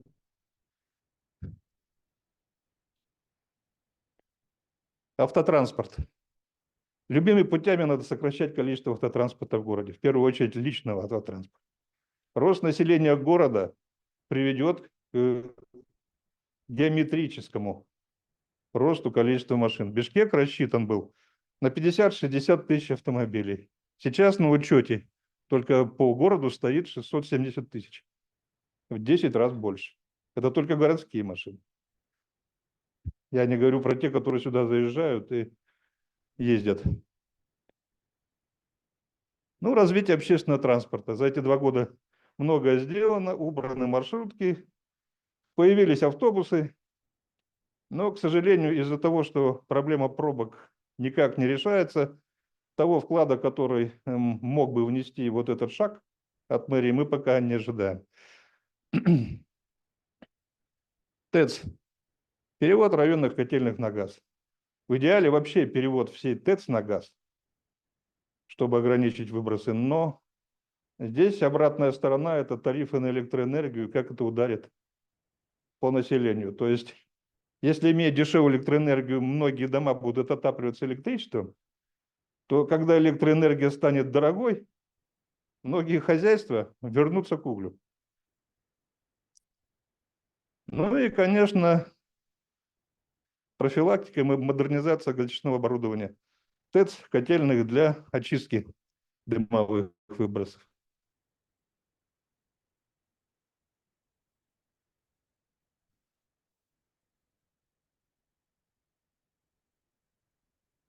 Ну, здесь больше уже об экологическом мониторинге. Конечно, эти датчики, как уже говорила Екатерина, исследовали только Бишкек, в Аше, Жалабаде и других крупных городах их было мало. Надо расширить сеть на всю территорию страны. Ввести индексирование качества воздуха. Это цифра, которая будет появляться как прогноз погоды во всех СМИ и которая будет достоверно показывать состояние воздушного городского бассейна для широких слоев населения. Ну, по основным я прошелся. Конечно, это можно дробить и подавать еще на 8 слайдах, но основные меры я сказал. Благодарю вас за внимание. Спасибо, Андрей Олегович. Приглашаю следующего спикера, Жереми. Пожалуйста.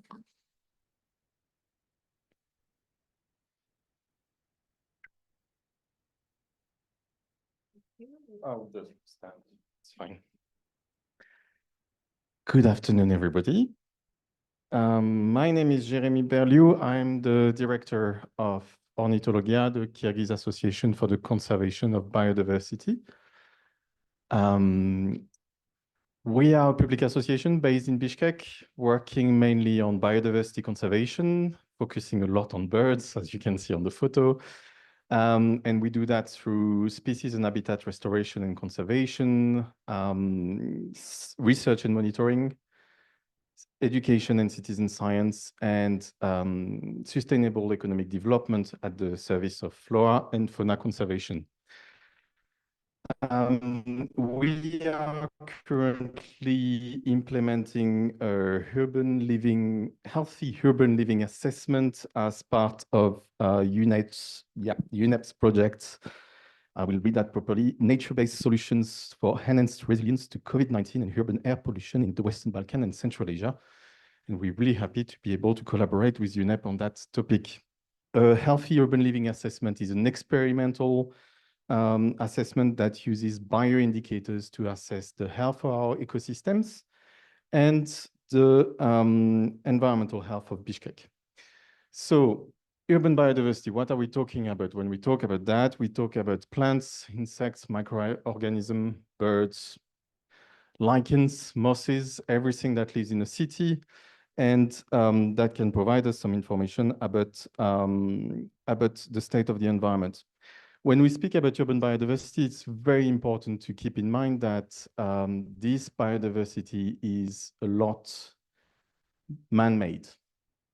If it were not for the irrigation channel and the mass planting of trees in Bishkek, we would be basically living between a swamp and some steppe, and the living condition would be really, really different. No, why are you moving? How do I move that back?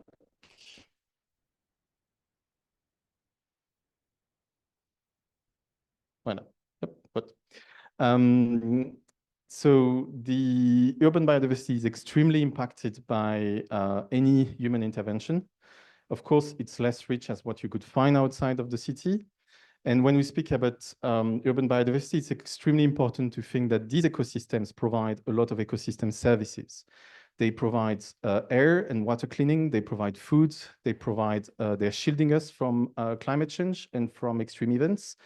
And so our mission right now is to check if these ecosystems are in good health and if they are fulfilling their ecosystem services.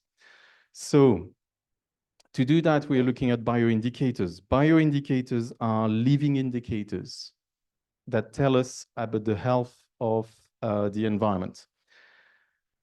Plants, insects, birds, lichens, and all react to environmental changes.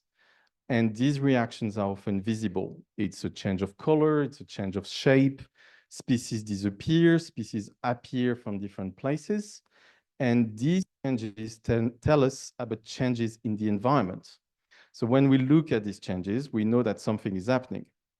Bioindicators, however, remain only indicators. They are flags, they're markers, call it the way you want.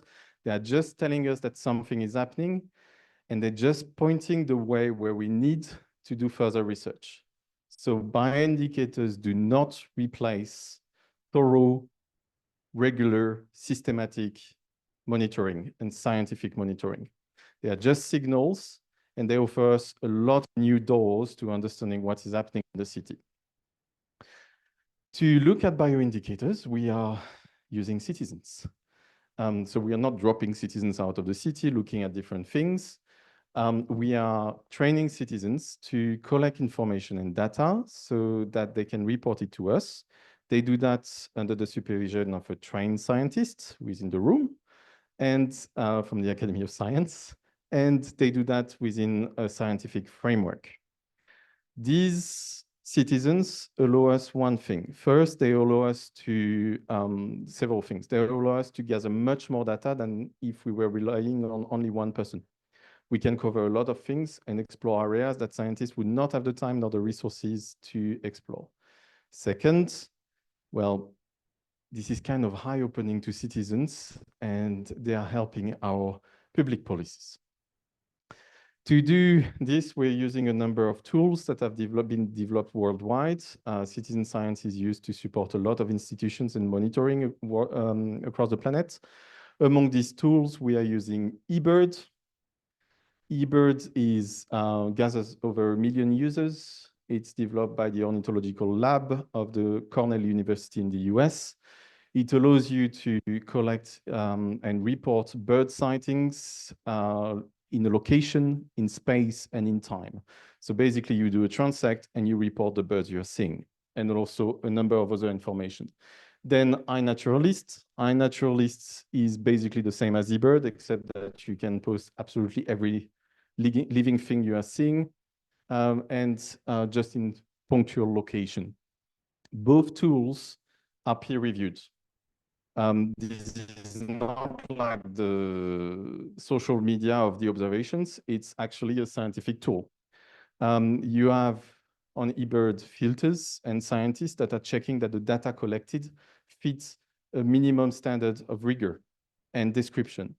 In the case of iNaturalist, the data, photo, and recordings that you can put on the app will be deemed worth of scientific use if they have been peer-reviewed by at least 3 other iNaturalists.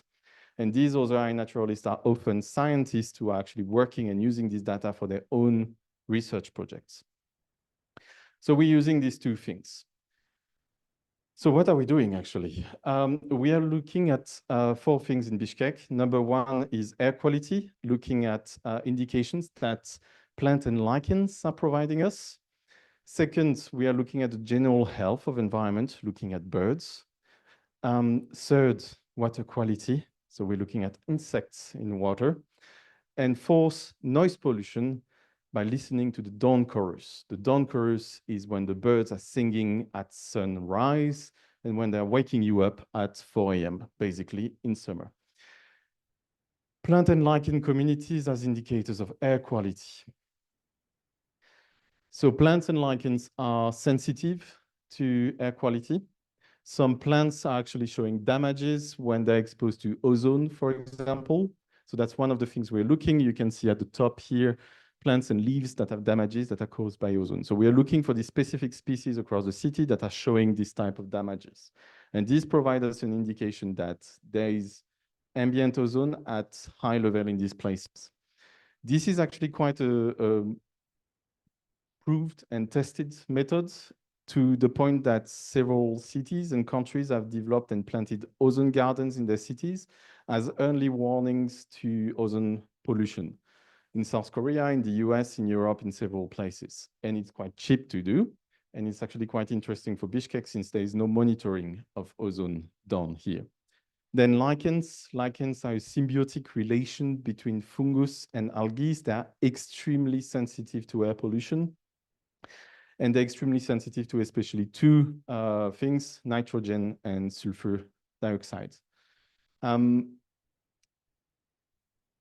I will show you on the result what it gives. Then birds.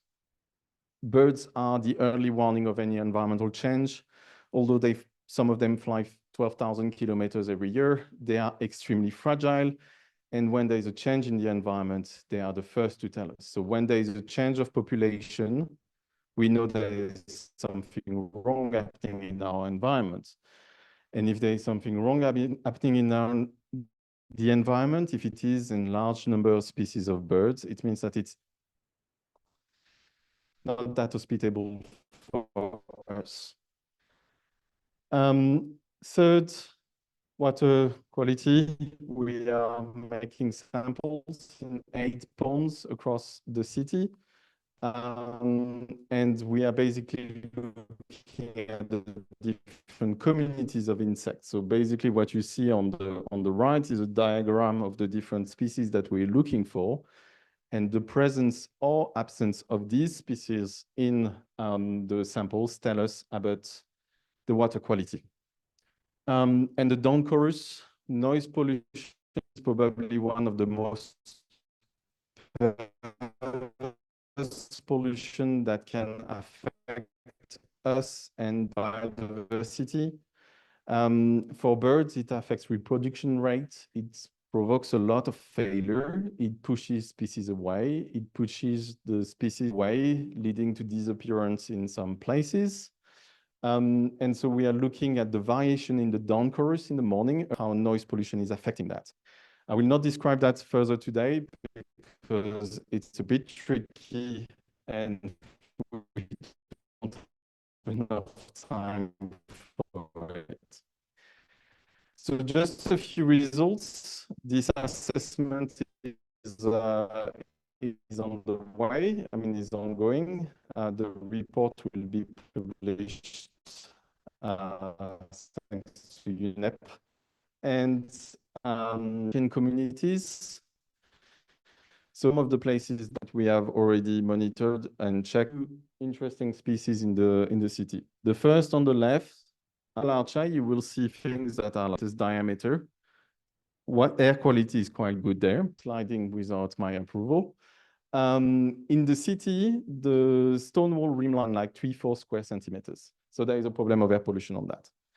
The other one on trees.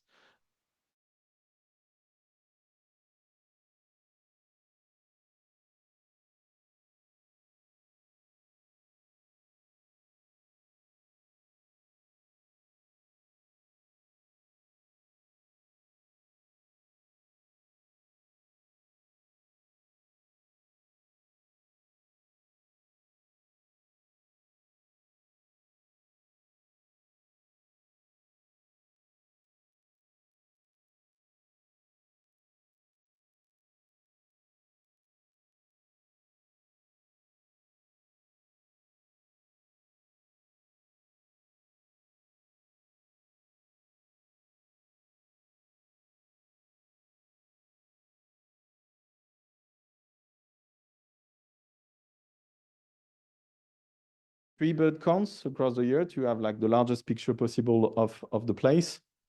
And this so far has given us quite a few interesting results that I'd like to share with you. First, 7 microdistricts. The 7 microdistricts, so near Ortosai Bazar, is actually very rich in biodiversity. As you can see on the left top, we have a lot of dwarfs like this. Complex forests, multi-layer, grass, shrubs, trees. We find a lot of small species of birds, and these birds are extremely sensitive to disturbance. The fact that we find big populations and a large diversity of these birds shows that these habitats are actually very suitable for them, and they're living pretty well. Food, habitat, protection. These places provide us a lot of ecosystem services. What our colleague was telling before, like reducing the dust, that's one example. They provide also a very interesting thing to us today, and that we learned from COVID-19, mental health support.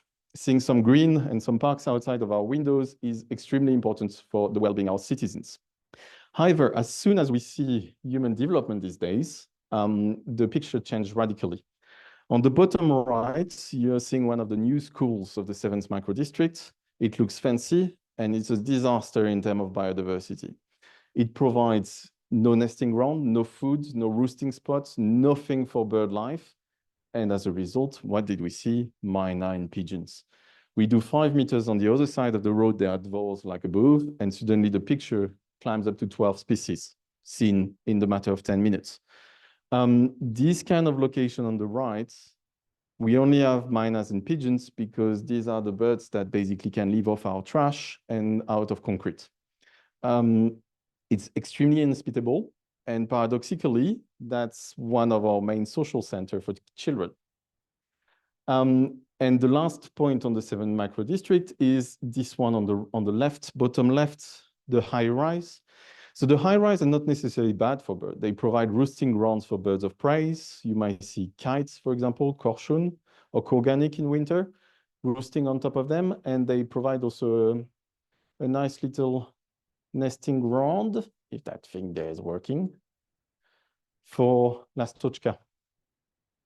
And the lastochka are a symbol of Bishkek. And an interesting thing that we had during our survey so far is that everybody is asking us, where did the lastochka go from Bishkek? The lastochka are not in Bishkek anymore. This is actually a house martin. And one of the reasons for that is because we have killed the last remaining fields and steppe of Bishkek, removing actually a very important cultural symbol of the city. And cultural symbols are provided by ecosystems. They are ecosystem services and they're really important. The high-rise then are not that bad for ecosystems and biodiversity, yet when they are surrounded by parking lots and concrete and you chop all the trees and everything out of it and you just have white walls straight in front of it, they become detrimental for bird life. So the 7th micro district is doing quite well right now in terms of biodiversity. And as long as we keep an homogeneous corridor of green, it's going to do fine. JAL, however, is the total opposite. And it's very much a symbol of how biodiversity is dying in the city when uncontrolled development is happening. So JAL initially was looking a lot like the 7th micro district. Green spaces, like you can see at the top left and on the right, that provide a lot of species. And we still find more species there than in the surrounding areas. Yet, we find less than in the 7 micro districts. One of the reasons being that there is a huge disturbance. These habitats are experiencing a loss of stress. There is a lot of construction next to it. There is a lot of heat island effects due to new construction in these locations, leading to disappearance of birds. And if birds are disappearing there, means that these places become less and less hospitable and less hospitable to us as well. The horizon that JAL is facing are these two other photos, bottom left and the center. There is no life at all in that. The only bird I could see there was 1 pigeon and 2 miners. That tells you how inhospitable it is. And yet, that's the path that the city is taking. So, if you want to learn more about how to make the city green again and more hospitable, we have a panel discussion on Saturday in Our Planet. And you're more than welcome to come participate and discuss with our different experts. We'll have among us our different from Move Green that are going to take part to that. So please join at 2:30. One of the very important things to keep looking at that is that there are tons of bioindicators that can be observed in cities and provide a lot of clues on how to improve the general health of our cities and to make them more livable. We just look at a few of them, and we could look at probably 20 or 30 more, providing like complex understanding of the dynamics of biodiversity and of our ecosystems in the city, and then providing us clues of where we can act to make our cities more livable. Thank you. Спасибо большое, Джерби. Переходим к следующей презентации, уже больше про примеры озеленения в городе. Наш спикер Таалайбек Таалымбек-уулу из Международной организации по миграции подключится онлайн.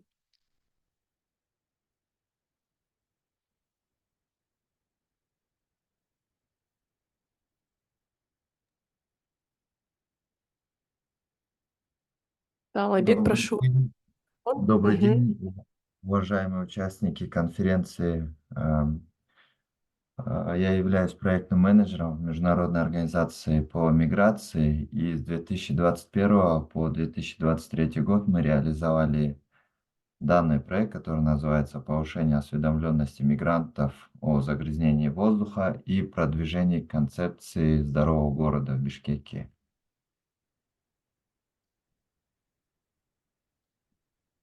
Основными компонентами проекта были подготовка отчета об оценке качества воздуха, проведение информационной кампании, в основном в жилмассивах города Бишкек, также обучение жителей энергоэффективным компонентам и использованию зеленых технологий.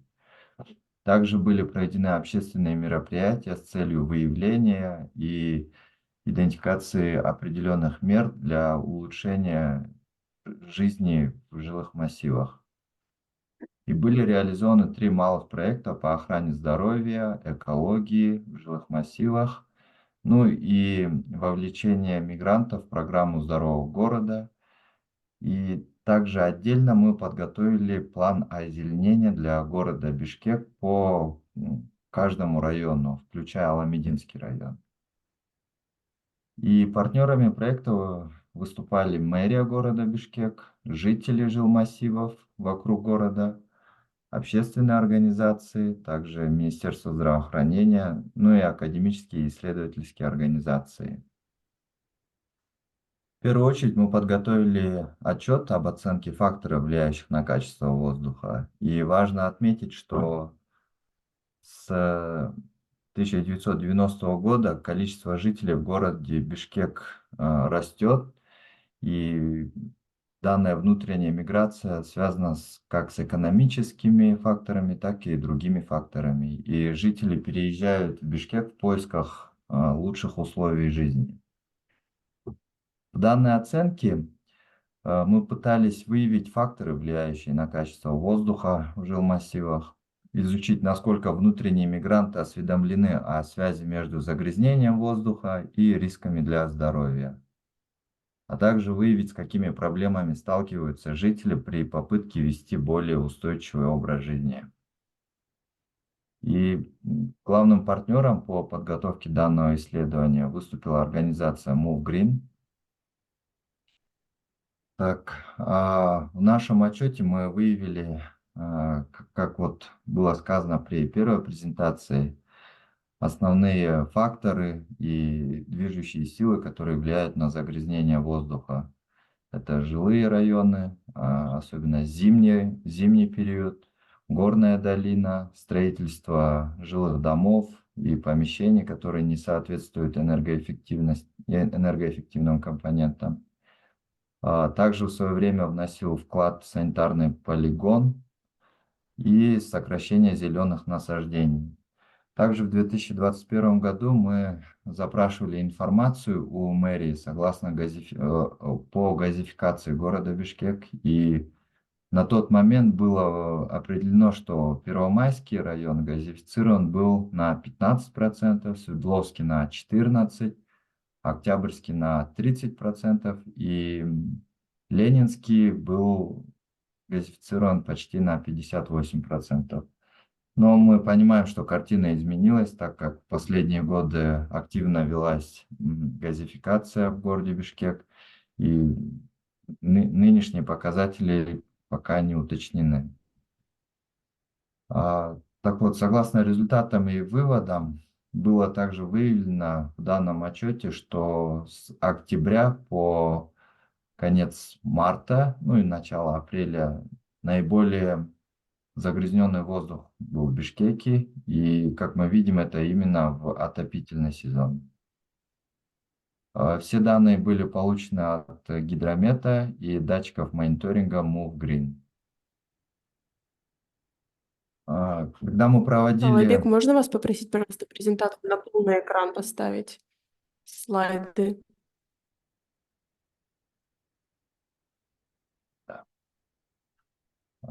При проведении наших опросов было выявлено, что жители жилмассивов испытывают такие же трудности, как и другие жители, да. То есть они ответили, что зимой им очень трудно дышать, зимой у кого-то появляется постоянный кашель, дети не хотят выходить на улицу играть. И многие ответили, что когда возвращаются домой, не видят даже домов из-за смога. И многие оценили, что качество воздуха именно в зимний период, оно очень плохое. И именно в зимний период они ощущают трудности со здоровьем. Поэтому в жилмассивах для нас было важно провести информационную кампанию в жилмассивах и информировать население о том, что категорически запрещается сжигание пластиковых материалов, также и других тканей и любых других принадлежностей с целью отопления. И наш партнер Юнисон провели тренинги в более чем 40 жилмассивах, где они информировали о влиянии загрязнения воздуха на здоровье жителей, об энергоэффективном строительстве с целью сокращения выбросов СО2. Также информировали о рациональном управлении бытовыми отходами.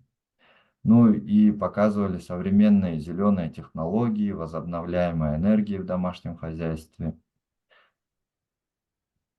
Также основным компонентом у нас было проведение информационной кампании о загрязнении воздуха не только в жилмассивах, но и для общей аудитории. Важно донести информацию о том, что миграция это как бы постоянный процесс, да, и, как было сказано ранее, количество жителей будет расти в Бишкеке, соответственно, необходимо создавать базовую инфраструктуру в жилых массивах, то есть предлагать альтернативные методы возможности отопления, будь это газификация или электроэнергия. Ну и принимая во внимание, что в жилмассивах большое количество именно уязвимого населения, то предлагать или предоставлять возможности субсидии при отоплении домов, будь это газ или свет, ну или центральное отопление. То есть мы хотим сказать, что внутренние мигранты отапливаются углем не только потому, что это им нравится, а то, что это необходимость, и они также являются частью города, как и все другие жители.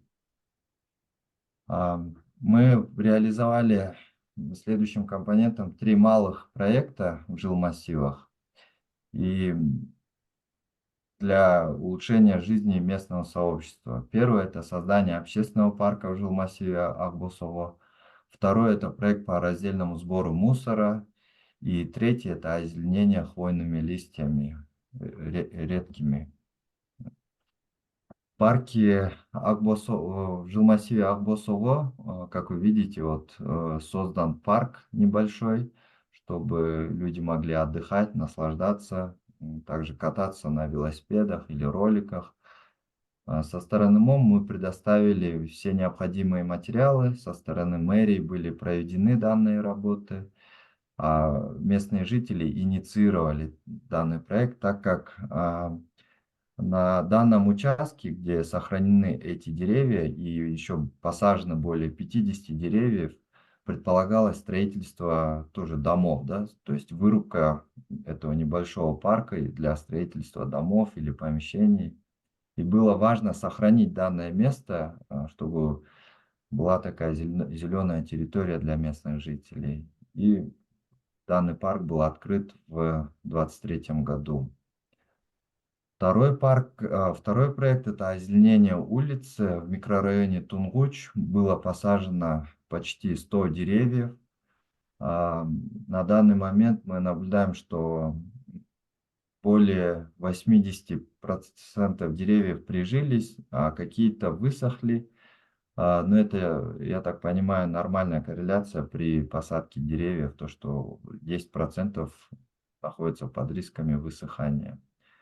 В данный момент они переданы под наблюдение Бишкек-Зеленхоза, и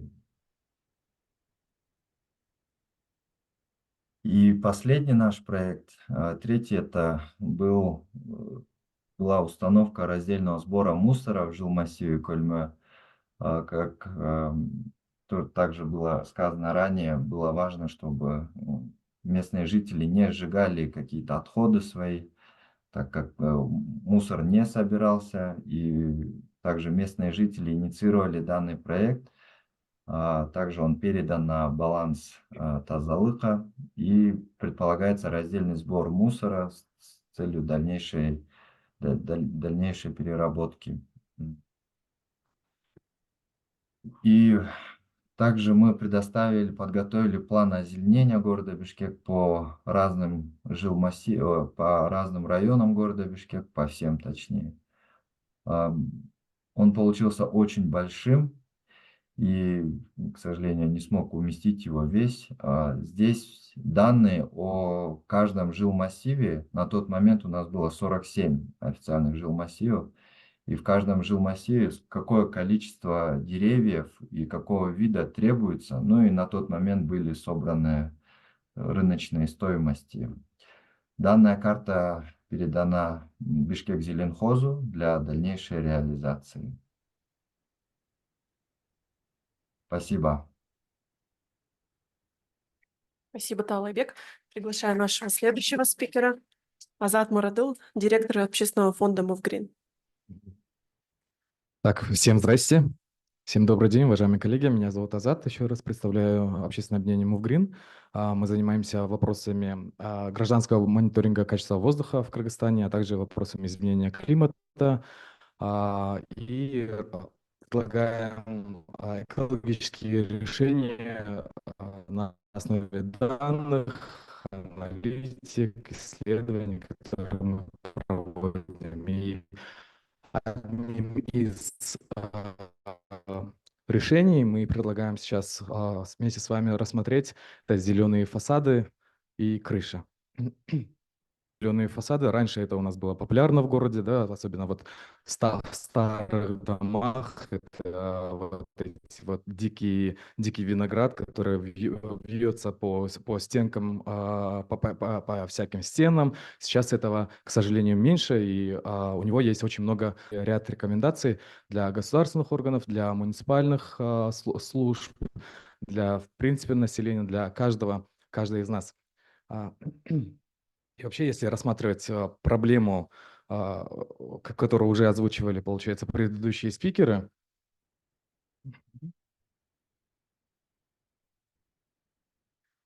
проблемы, которые озвучивали предыдущие спикеры, у нас загрязнение воздуха – это неоспоримый факт. Также очень высокая плотность застройки, то есть, как вы также проговорили, нам негде сажать, да, так скажем, деревья везде, новые объекты, инфраструктурные объекты, здания и так далее. У меня почему-то не получается здесь передвигать, можно попросить. Высокий уровень загрязнения воздуха, если мы говорим, вообще это глобальная, так скажем, проблема, если мы говорим про Кыргызстан, в частности, Бишкеке. Да? Плотная застройка, ни 1 метра, то есть, грубо говоря, нет свободного, да, для зеленых зон, недостаток зеленых зон и уменьшение городской флоры, фауны и биоразнообразия. Можно следующий слайд? Sorry. И что такое зеленые фасады? Это вот пример международный. На самом деле во многих городах, странах это считается уже нормой. К примеру, Нью-Йорк, Сингапур, некоторые города Германии, Китай и так далее. Для нас это как будто бы что-то такое вот новое, да, либо забытое, так скажем. Это зеленые фасады и крыши – это не просто какое-то локальное решение. Сейчас это такая вот глобально значимая мера и необходимость, которая поможет нам смягчить последствия изменения климата и улучшить качество жизни населения. Расскажу, почему. Следующее. Все. И вообще, вот это пример, который у нас в городе, возможно, вы видели, их сейчас немножко меньше. Это такие вот архитектурные элементы, которые покрываются разными видами растений, и они создают естественную изоляцию, охлаждают. По нашей оценке, вертикальная площадь площадь 22,5 раза превышает, чем горизонтальная площадь. То есть мы, естественно, можем, почему бы не использовать эту площадь, да, если имеется плотная застройка везде. У зеленых фасадов и крыш имеются свои очень много преимуществ. Это снижение загрязнения воздуха и эффекта такого городского острого тепла. Потому что растения фильтруют до 30% загрязняющих веществ, это диоксид азота и мелкодисперсные частицы. У зеленых фасадов есть огромный потенциал поглощать солнечную радиацию примерно до 50%. Также снижается температура до 5 и 10% в зданиях и окружающей среде. Если мы говорим про Сингапур, то до 15% они снизили электропотребление в своих зданиях, в своих домах только за счет использования, внедрения зеленых вертикальных фасадов. Снижение затрат на охлаждение либо на отопление, уменьшение уровня шума и звукоизоляции. Также мы привлекаем насекомых, это улучшает биоразнообразие. И, допустим, девичий виноград пятилисточковый, он обеспечивает пищу для птиц. И, соответственно, они способствуют контролю численности различных вредителей. Ну и, соответственно, улучшение качества жизни населения, эстетическое улучшение городского пространства. Через зеленые вертикальные фасады особенно можно скрыть, так скажем, да, какие-то пробелы в каких-то зданиях. И, естественно, это сейчас мы считаем, что это необходимо для наших городов, в частности, для нашей столицы. Это улучшает качество жизни населения, улучшает качество воздуха. И мы считаем, что это зеленые фасады, крыши, зеленые технологии необходимо интегрировать в городское планирование.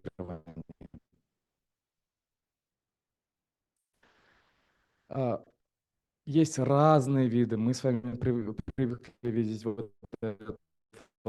дикий виноград, но на самом деле, оказывается, их очень много разных видов, которые могут быть приспособлены для нашего климата.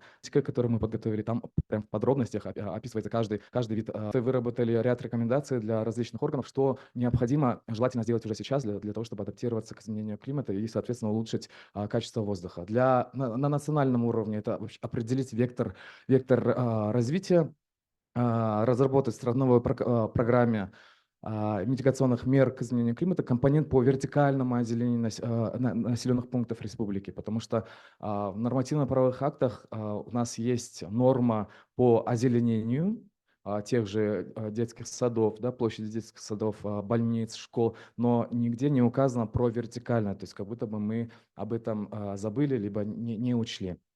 Разработать систему мониторинга эффективности зеленых фасадов, включая их влияние на качество воздуха, да, и на водосбережение. И рассмотреть различные возможности для финансирования. Адаптация строительных норм и правил, то есть внедрить в систему, в СНИП вопрос озеленения города при строительстве новых объектов, конкретизировать строительные нормы и правила, включив требования и рекомендации по вертикальному озеленению фасадов. И, что я уже проговорил, чтобы были какие-то стандарты вертикального озеленения для каких-либо объектов, в частности, которые финансируются за счет государственного бюджета. Также необходимо создать систему оценки экологического воздействия жилых домов на городскую среду с включением конкретных числовых характеристик, то есть объем энергосбережения, сокращение выбросов парниковых газов, чтобы мы все это смогли оценить, и объем поглощения углекислых газов. Также присвоение зданию экологического класса, например, класс A, B, C, D, да, то есть это, возможно, будет стимулировать новое строительство и делать строительными компаниями, зданиями вклад в улучшение экологической ситуации в городах Кыргызстана. И стимулировать население к озеленению, возможно, через какие-либо субсидии, гранты, налоговые льготы для жилых домов.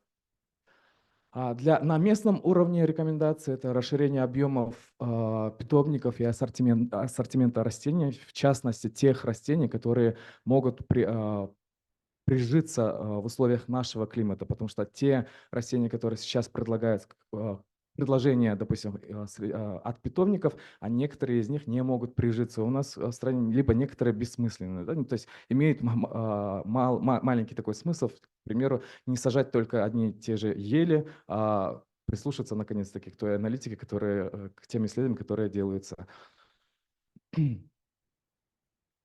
И разработать типовые пакетные решения по внедрению вертикального озеленения для крупных объектов, потому что при строительстве сейчас стройкомпании, к примеру, они не знают, куда обращаться. Да? Куда обращаться для этого нужно будет в глав архитектуры идти, либо куда-нибудь еще, как предложение, чтобы по системе единого окна появилось, я не знаю, какое-то окошечко, где все в одном месте и упростит систему для крупных объектов.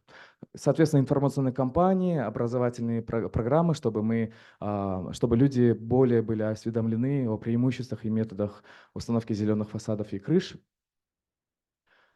Также рекомендация для владельцев частных домов и сооружений. В принципе, сейчас уже можно устанавливать зеленые фасады, использовать самые такие вот неприхотливые и недорогостоящие растения, которые, в принципе, есть, они доступны. Да? И уже озеленять не только, возможно, дома, а свои заборы, сараи и так далее. Для предпринимателей у нас рекомендация обратить внимание на растения, которые устойчивы к местным климатическим условиям, засухоустойчивых видов, таких как суккуленты, низкорослые кустарники, травы. Также использовать разные нестандартные подходы в интеграции зеленых фасадов для увеличения стоимости недвижимости. Да, если вы заметили, сейчас очень много новых строительных компаний, они используют тот же самый ботанический сад, либо имеющиеся какие-либо зеленые зоны, и используют маркетинговый ход о том, что вот мы рядом мы экологическом чистом районе, да, но при этом сами не делают вклад для озеленения города. Либо, если мы говорим про кофейни, то, скорее всего, вы предпочтете кофейни, где есть больше зеленых фасадов, растительности, нежели в пустом таком островке. Для владельцев квартир, многоквартирных жилых домов, это сейчас, возможно, будет, особенно на центральных улицах нашего города, проблематично, потому что имеется визуальный код города, но если рассмотреть другие многоквартирные жилые дома, то можно использовать горизонтальное размещение контейнеров либо других конструкций с растениями без прямого контакта растений с фасадом здания. Также применение гидропонного способа выращивания растений. И это вкратце можете пройти через QR-код, прямая ссылка на аналитику нашу, можно подробнее изучить непосредственно о растениях и так далее. Спасибо большое. Спасибо большое, Азат. Спасибо большое всем спикерам. У нас есть сейчас порядка 15 минут на вопросы. Пожалуйста, приглашаю, кто хочет задать вопрос, поднимайте руку.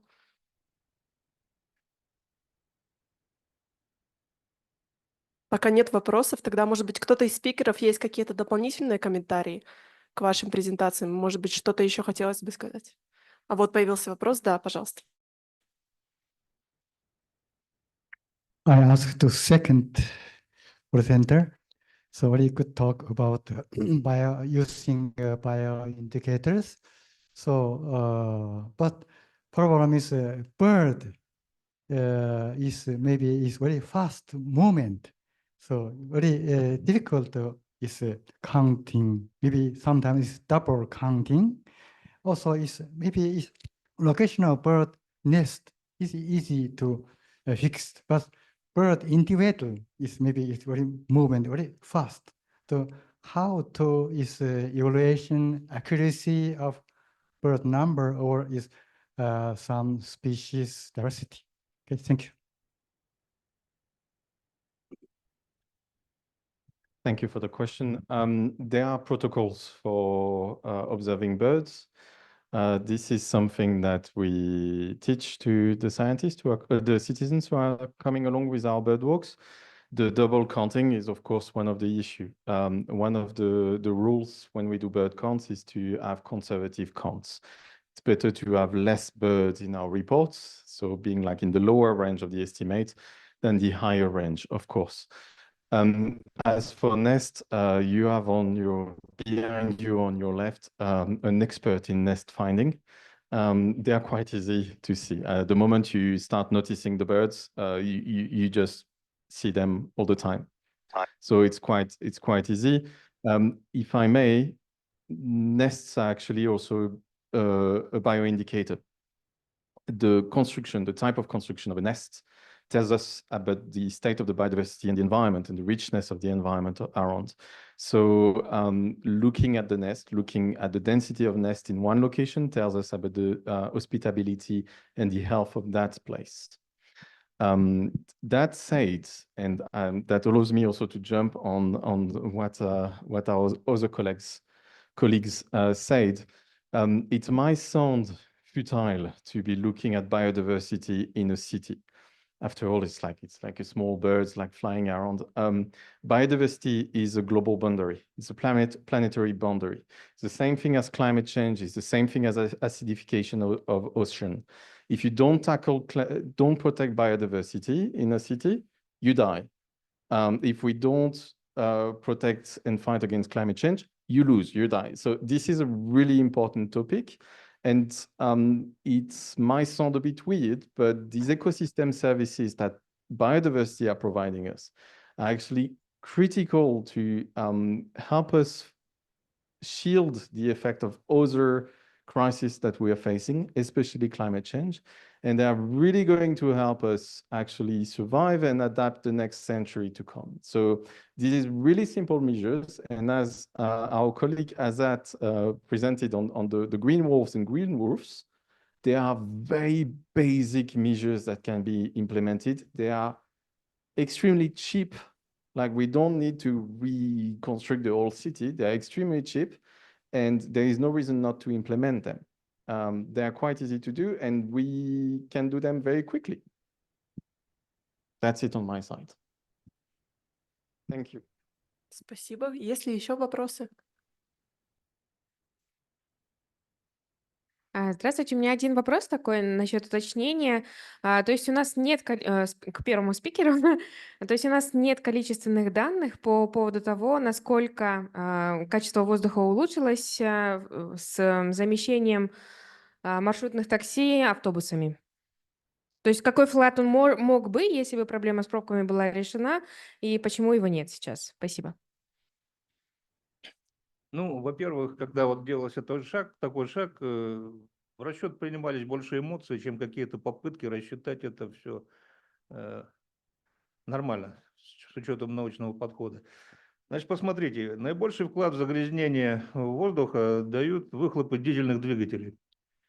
Я имею в виду не по газовым выбросам, а по PM2,5, PM10. Ну, вы сами видели, трогается маршрутка с неотрегулированным газовым оборудованием или вот маршруток. Почему это не дало такого эффекта? Потому что автобусы, они, конечно, перевозят большее количество пассажиров, но они вынуждены стоять в тех же пробках.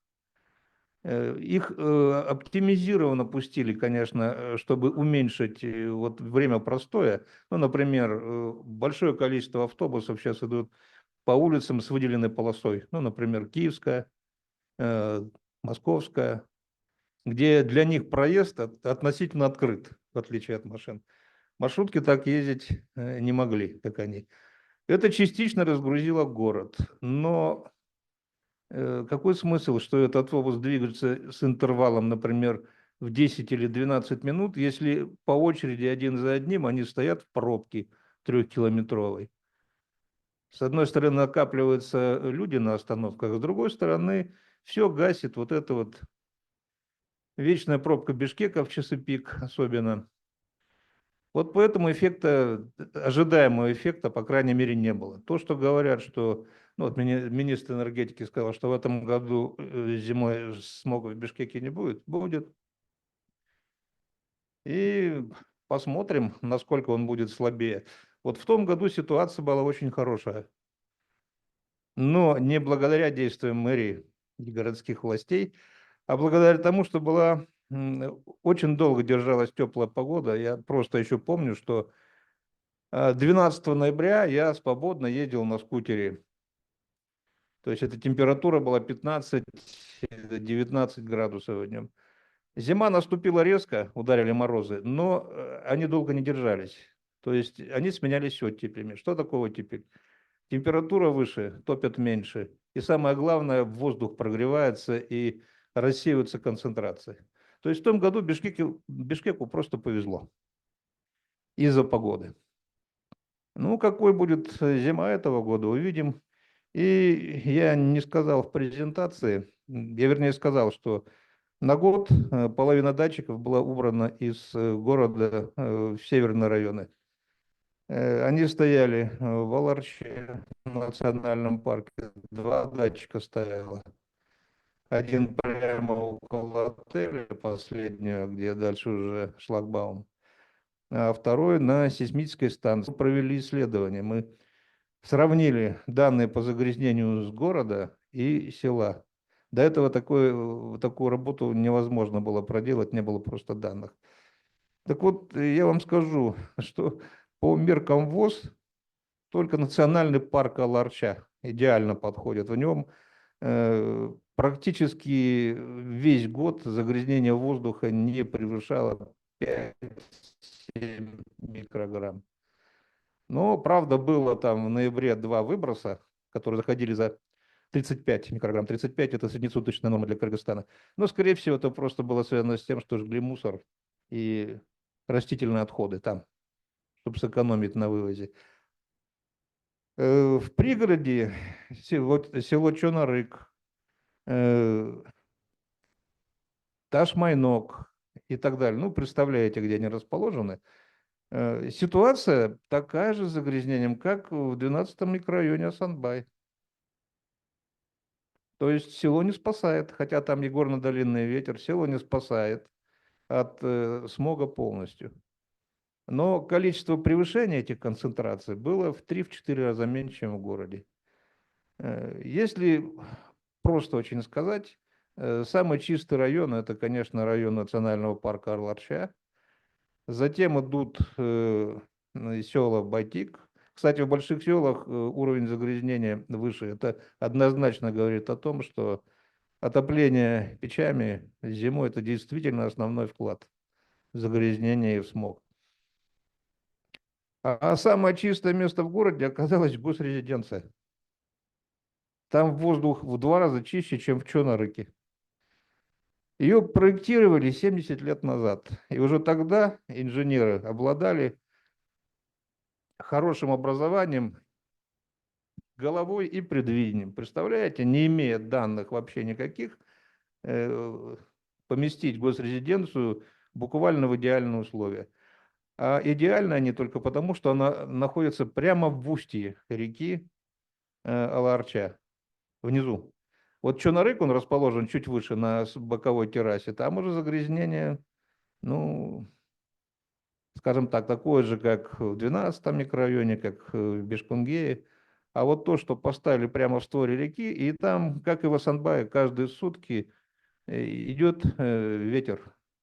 Ночью с гор в сторону города, а днем наоборот. И вот это проветривание.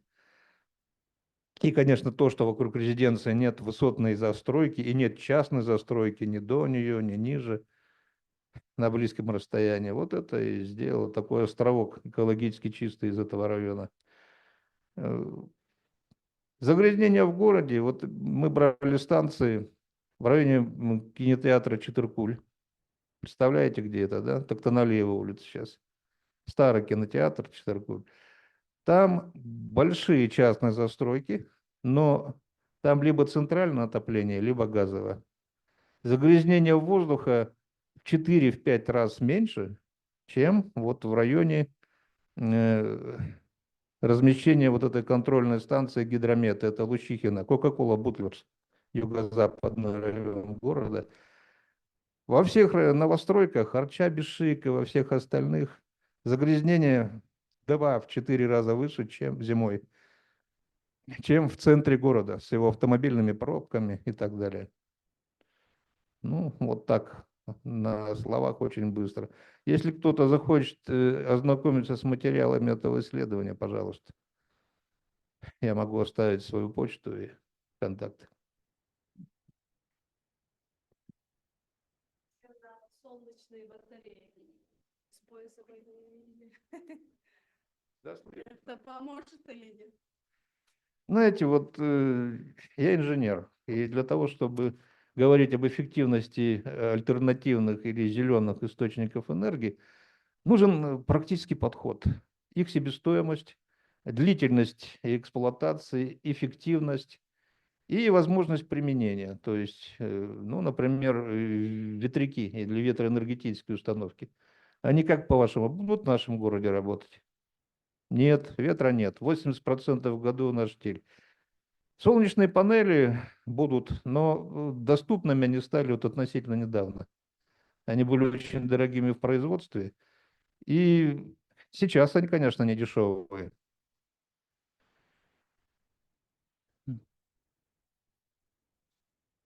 Что? Ну, это уже немножко другое. Солнечная панель может поддержать функционирование частного дома, и то это должна быть большая площадь, которую занимают они. Они же не работают напрямую на отопление, они заряжают аккумуляторы. Аккумулятор поддерживает либо теплонасос, либо теплоэнергетическую установку электрическую. Аккумулятор нужен для того, чтобы выровнять потребление энергии, накопить энергию заранее, когда, то есть солнце же не всегда светит зимой, вернее, ночью батарея простаивают, и днем далеко не так они эффективны при наличии облачности. То есть здесь нужен четкий подход и расчет. Во-первых, насколько это по карману потребителю. Во-вторых, какой у них срок службы, потому что вот в Арабских Эмиратах их начали массово применять, солнечные электростанции, и они почти в 3 раза начали быстрее выходить из строя из-за того, что во время ветра песчинки иссякают поверхность вот эту монокристаллическую, и она становится матовой. Ну и немаловажный аспект утилизации этих батарей. Точно так же, как утилизация аккумуляторов электромобилей. Вот электромобиль выгоден или нет? Ну да. Только насколько? Если срок службы у него гарантированный 5-7 лет, то стоимость батареи составляет 70% стоимости всего автомобиля. Я уж про утилизацию не говорю. Так что все зависит от толщины кошелька, возможностей. Самый лучший вариант – это газ, да, получается? Да, газ идеальный вариант, Да. но у него тоже есть минус. Газ – это не наш ресурс. Случись что-то в отношениях с «Газпромом», вот помните, как Узбекистан взял и перестал нам поставлять газ. Газ – это хорошо, но мы опять же зависим от внешнего партнера. В этом смысле это плохо. А так, да. Ну и, конечно, по тарифам газ должен быть доступен населению, чтобы на него переходили. Уголь тоже далеко не такой дешевый, особенно вот в последние 2 года. Его требуется очень много. На средний дом это 5-6 тонн. Он доходит уже до 8 тысяч за тонну, но все равно пока он дешевле газа.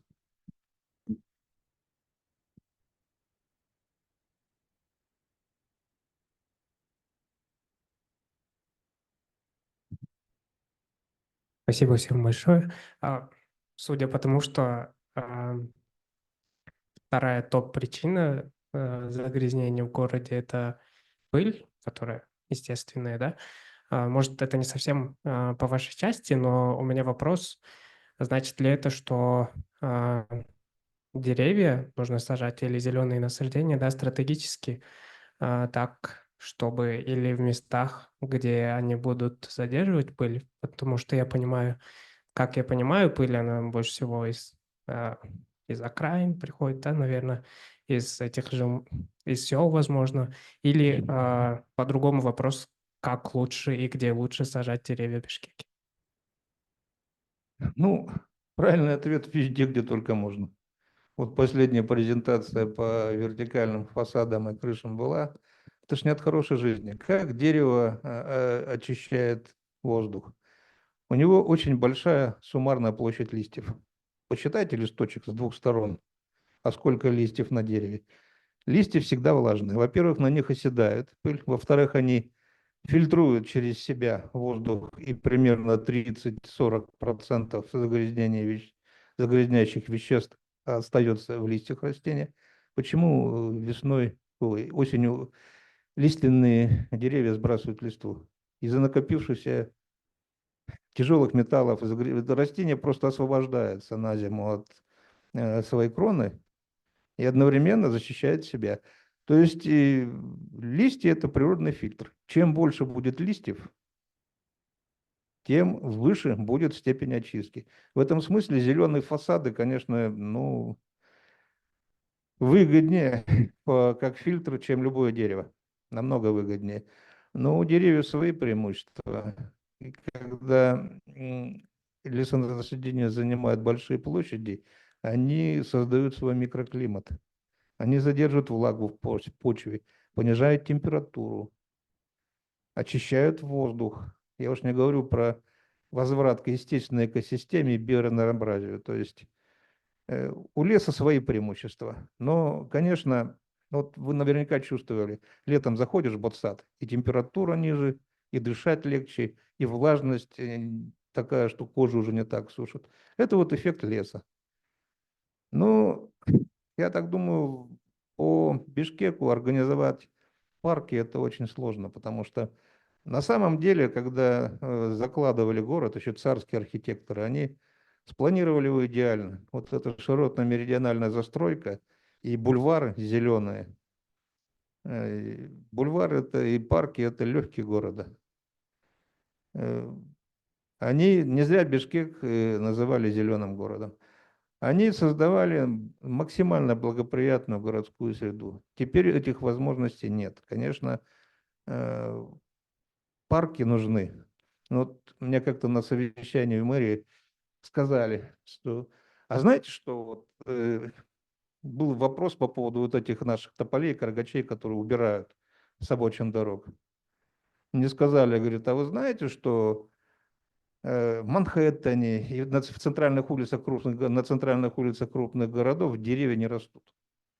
Их там убирают специально, потому что, чтобы не портить и, вернее, не осложнять функционал городской инфраструктуры, то есть электроэнергию, движение и так далее. Но ответ был очень простой. А вы знаете, что в том же Лондоне и Нью-Йорке через каждые 3 квартала огромный парк и сквер. Да, не обязательно карачи вдоль дорог, но вы сделаете площади зеленых насаждений внутри застроек. Так что чем больше площадь листьев, и тем меньше места нужно для формирования корневой системы этого зеленого барьера, тем лучше. Так что зеленые фасады – это хороший выход. Тут, правда, возникают другие вопросы. Тот же полив. Ну, вот видели, сколько за 2 лета высохло в Бишкеке зеленых насаждений, уже посаженных, прижившихся и так далее.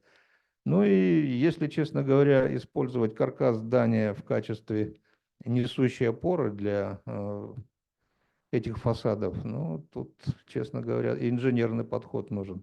Потому что это дополнительная нагрузка на сам корпус здания. То есть здесь надо подходить аккуратно, продуманно и взвешенно, одним словом.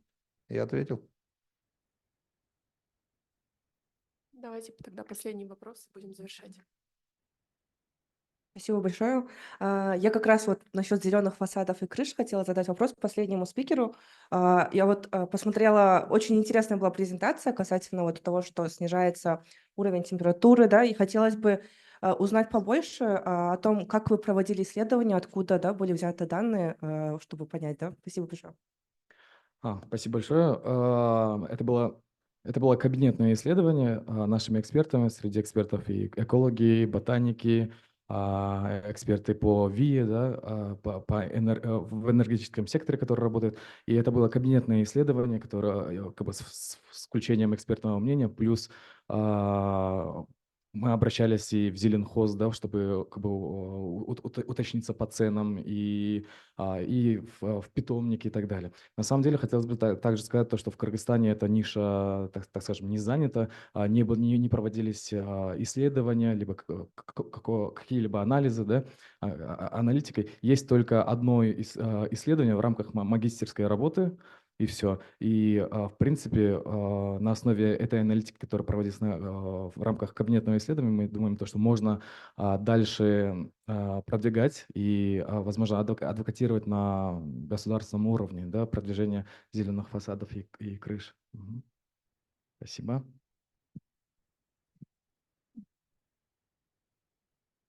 If I may just add a small word, none of us is trying to reinvent the wheel.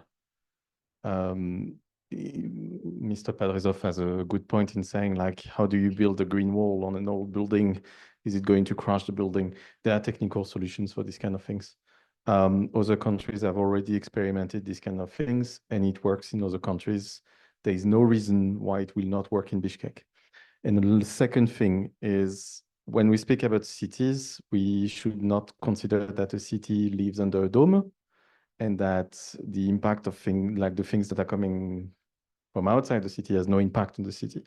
When we speak of wind dust, we should also consider that what we do to the countryside, what we do to wetlands, what we do to deserts, what we do to forest has an impact on our cities. And you know the stories about the RC from a very closer perspective. When we tile fields outside of Bishkek, when we remove any weed, we create dust that ends up on our cities. So when we speak about urban biodiversity, when we speak about greening cities, we should also think that you can green whatever you want in a city. If you don't maintain some green in the countryside, your city is going to be covered by dust. That's it. Большое спасибо спикерам, большое спасибо площадке конференции «Жизнь в Кыргызстане» за предоставление нам возможности провести такую сессию. Я надеюсь, было интересно, я надеюсь, вы смогли понять больше про загрязнение воздуха, изменение климата, решение в озеленении, какой потенциал они имеют и почему это очень важно. И мы надеемся эту работу вместе с партнерами продолжать дальше. Мы надеемся, что будет больше исследований, соответственно, больше рекомендаций и больше проектов, направленных на улучшение благополучия горожан не только в Бишкеке, конечно, и в других городах Кыргызстана тоже, и не только в городах, как сейчас Джереми заметил, вообще во всем пространстве страны. Большое спасибо, и мы завершаем сессию, я приглашаю всех на кофе-брейк. Спасибо.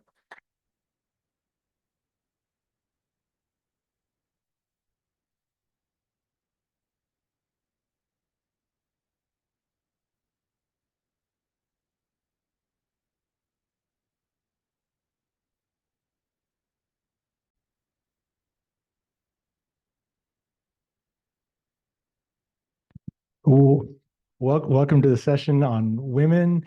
We have women herders, women in Kazakh society, women in Kyrgyzstan, and in Osh area, and rural areas, and also in Mongolia. So this is a chance to tie different themes together through our presentations, and we'll have questions at the end. And we've decided to do the presentation alphabetically, so we'll start with Kazakhs, then Kyrgyz, and then we'll end with Mongols. So our first talk here is gender norms and pattern creation in Kazakh society. Using this? Okay, good. Right, start. Okay. Hello, everyone. Nice to meet you. My name is Chieko Hirota. I'm from Japan. I'm JSPS Research Fellow at Hokkaido University. My main research topic is to elucidate the dynamics of Kazakh handicrafts and textile in Central Eurasia. I've been conducting research in Kazakh society in Mongolia for over 10 years or so, also several years in Kazakhstan, mainly in Almaty. So today, okay. Closer more, okay. How about it? This is okay? Enough? Oh, okay, good. So today I'd like to report one of my recent research results. This is to reveal the process, how Kazakhs create new patterns from typical patterns. In this report, patterns are considered as one of the most changeable cultural resources, which involves improvisation and creativities.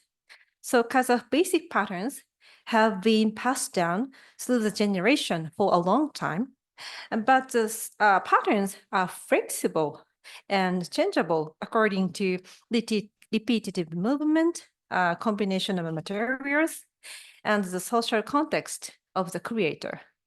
So today I'll focus on the influence of the gender experience on the creation of new patterns through the life history of a Kazakh woman. First, I will explain the gender situation in Kazakh society. The Kazakhs who have a nomadic culture and a patrilineal social structure will observe the rules of exogamy. The Kazakhs are recognized as social beings through marriage. The most important social roles for men and women after marriage is to have children and raise them to continue the family line. I'm single, but even as a foreigner, I get asked repeatedly by Kazakh men who I have just met when I get a taxi, why I'm not married. It goes without saying that the Kazakhs are under a lot of pressure to follow gender roles. The gender norms in Kazakh society are not limited to marriage rules. Gender abuse have also been closely related to the handicrafts. Until the socialist period, handicrafts such as embroidery and weaving were considered to be work that women should do for their families. However, in Kazakhstan, after democratization, the relationships between handicrafts and gender is changing because handicraft has shifted from being domestic materials to visual art objects. So next, I will explain the characteristics of Kazakh patterns. In general, Kazakh patterns are defined as symmetrical cabineria forms with curves reminiscent of sheep horns. People have composed large patterns by repeating, reversing, and rotating a certain simple small shape. The patterns are made with two complementary colors, which forms positive and negative. Yes, this composition and positive and negative is the basic formation of patterns. On the other hand, the patterns are also like the phrases of Kazakh duet song. In other words, people have not only just inherited the form of these basic patterns, but have continued to improvise, extract, reconfigure, and reinterpret the pattern culture.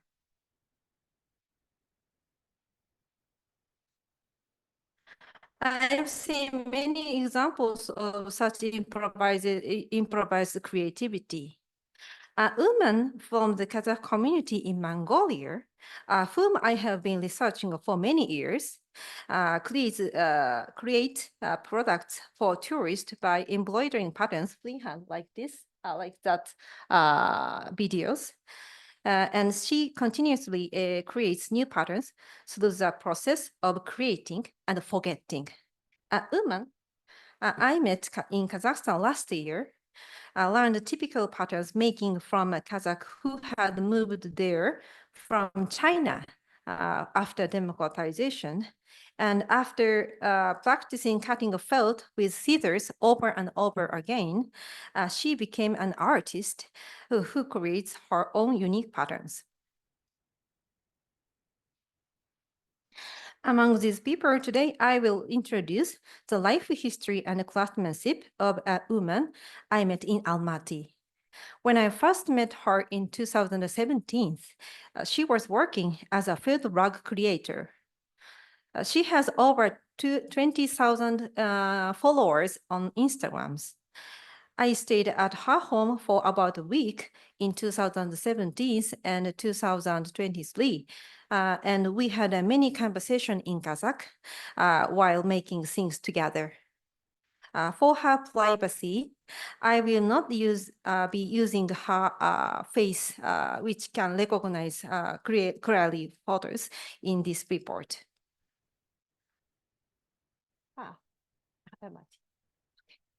So she was born in 1965 in Tali Kolgan, near Almaty.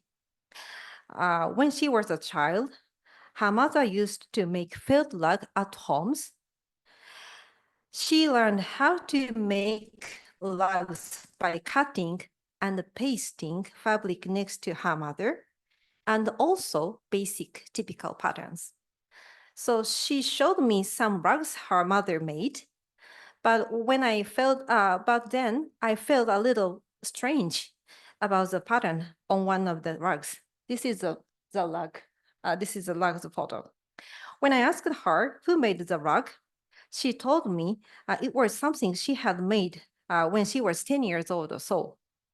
Even then, as a child, she has been trying to create her own unique patterns. So that's why I feel a little strange.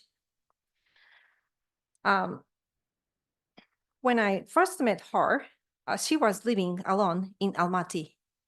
She runs a private school at her home, where she taught social disadvantaged people and their children.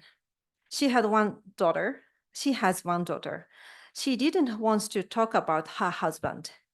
I don't know if they are divorced or if he died, but she just said that she raised her daughter on her own. She had her daughter in the 1980s when Kazakhstan was still a part of the Soviet Union.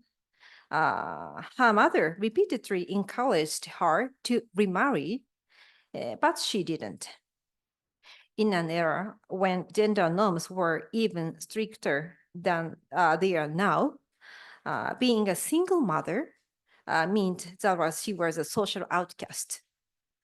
So that is why she has always had a special consideration for the socially disadvantaged. Alongside her private school, she continues to making handcrafts. She always had an idea of creating her own unique pattern.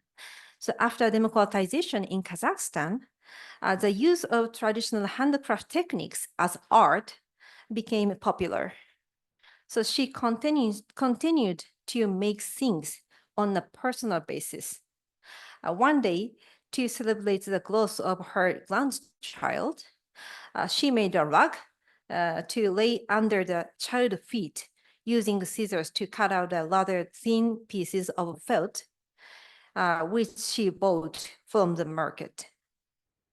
When she showed them to others, she began to receive orders from other Kazakhs who wanted her to make the rug for them. After some time,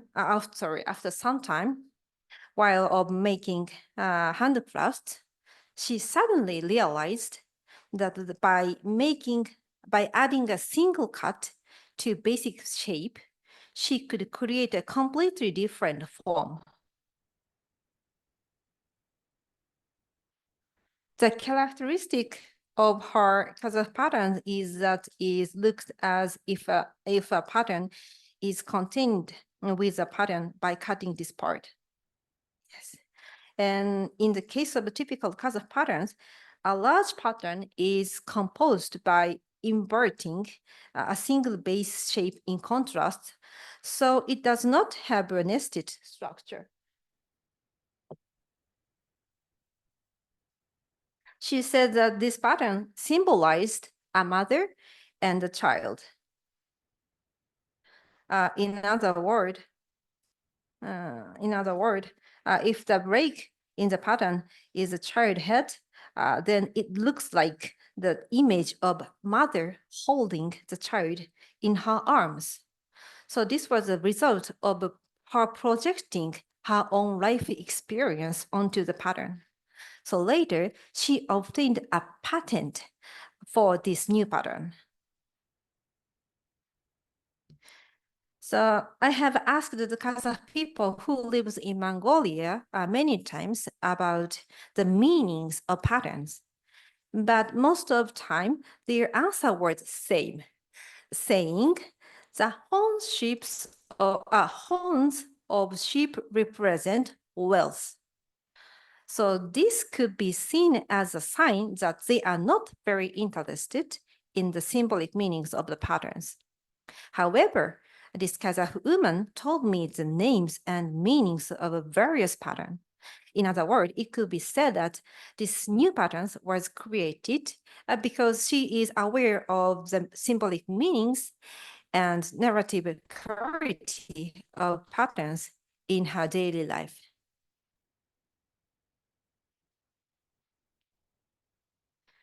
Her story shows that Kazakh patterns are not static, but have changed dynamically over time, reflecting people's personal experience and social conditions.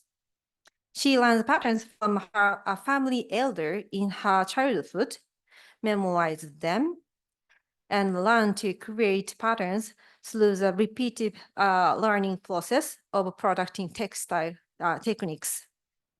So this suggests that the social and family environment for production, as well as repetitive technical learning, forms the basic for improvised patterns.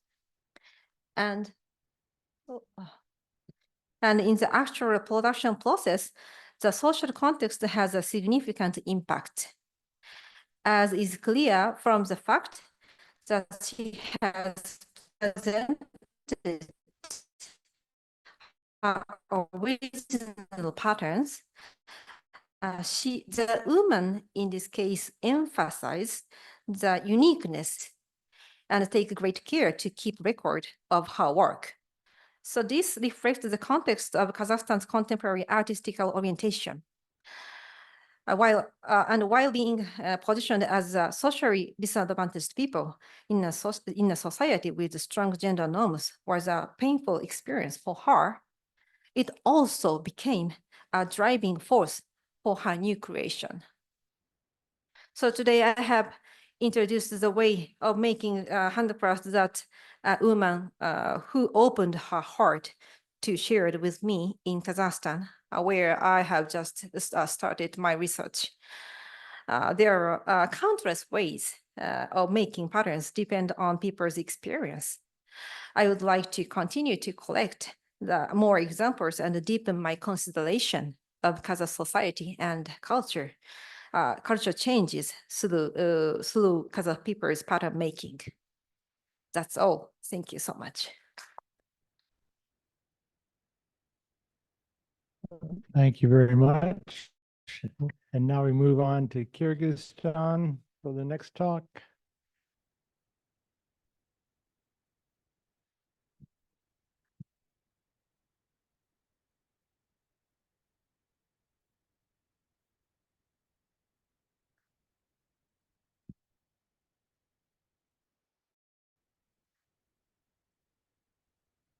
So, good afternoon, everyone. Thank you for coming to our session.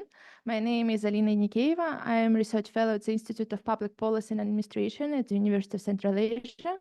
Today, I'm going to tell you about the women in independent Kyrgyzstan, from the shuttle tree to the digital era.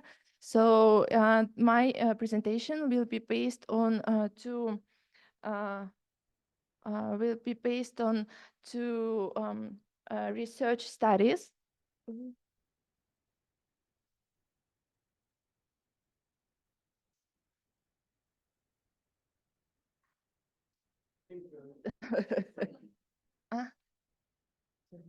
Okay, so the first study was realized within the Research, Education and Policy Analysis for Gender Equality program. And this research project was based on desk research, and where I investigated and analyzed the role of the social and economic role of women since independence. And the second part of my presentation is based on field trip, which was part of the joint research project, Post-Pandemic Societies in Inner Asia, which involves University of Oxford, Kyrgyzstan University, University of Central Asia, and National University of Mongolia. So starting from the first decade of the independency, everyone knows that how difficult was economic situation in all former Soviet countries, and Kyrgyzstan was not the exception. Public well-being and official figures showed that nearly 10% of children were chronically hungry at that times. The closure of nearly 2/3 of public kindergartens deprived many economically active women of child welfare support, and that enabled them to work outside the home. As well, during the first decade of independency, the decline in population due to migration laws comprised around 9% of the population, and with 60% living for Russia and 15% living the newly formed Commonwealth independent states. And after the union's collapse and experiencing hard financial times, women of the Kyrgyz Republic, they started giving birth less. And here you can see the dynamics and the overall tendency to decline. And in 1991, so you can see that starting from that point, the female employment of total female employment, and women started working more in agriculture, and but less in industry sector. So by 1999, 51% of women, they occupied in agriculture. And at the end of 19th, the agricultural sector experienced lines were restructured and private ownership of land was recognized. And in early 1990s, the dramatic trade expansion occurred. And by 1996, the number of people involved in trade activities had doubled. And Kyrgyzstan entered to the World Trade Organization in 1998, and as well as formation of liberal trade regime ensured minimal tariffs on Chinese imports, as China became the WTO member in 2021. And it enabled not only to import Chinese commodities, but facilitated re-export to neighboring countries. And this in turn led to the massive development of two bazaars, Derdoi and Karasum. And according to some estimations, 58% of sellers in Derdoi and 50% of sellers in Karasu were women. In the late 1990s, the sewing industry became another source of the Kyrgyz industrial sector growth, and the majority of the employed in the informal garment sector were women. Chalnaki, who came to Kyrgyzstan from the neighboring countries, mainly from Kazakhstan and Russia, were mostly women as well. Women from Kyrgyzstan, they went to China, to Turkey, or from regions, they came to Bishkek, and they all were involved in the informal shuttle trade. And they were under the risk of being exposed to any form of violation as during the road and robbery as at the border crossing or during on the road. At the same time, this form of activity allowed them to earn money, and very often being the only breadwinners in their families, that might be assumed as women empowerment, but women themselves, they considered this switch as mostly as decline in their social status. In memory of those difficulties that Chalnaki experienced, the shuttle traders monument was installed at the entrance. The station included the monument of a man and two women with checkered backs, which became the symbol of the shuttle trade in 19th. So this like Chalnochная сумка is you know. And today's President Salembekov noted that thanks to female shuttle traders, the economy of Kyrgyzstan was out of collapse in the 19th. The next decade was marked by the symbol that life becomes easier, despite some downfalls in 2005 and 2010 because of two revolutions. And despite the active involvement of women into the labor force in 20s, its share has been slightly declining and reached 43%. And after the involvement of women in agriculture being the highest in the beginning of the decade, it gradually reduced and reached almost 33% by 2010. And a significant proportion of women started working in the services, as you can see from the graph. Along with the growth of fertility, as you can see, so the dynamics became positive. During that period, the country experienced the rise of maternity and infant mortality during that decade. And according to World Health Organization, the levels of maternal, infant, and child mortality are the most sensitive indicators in assessing both the quality of medical services provided and the socioeconomic level of development of the country. And almost 80% of maternal deaths occurred in rural areas. But at the same time, the official authorities linked the rise of infant mortality since 2004 to Kyrgyzstan's adoption of a World Health Organization's criteria for live births, which includes registering the deaths of infants with a low birth weight and additional signs of life. So, according to National Statistical Committee from 2005 and 2007, the increase of infant mortality was primarily due to the country's transition to this new criteria.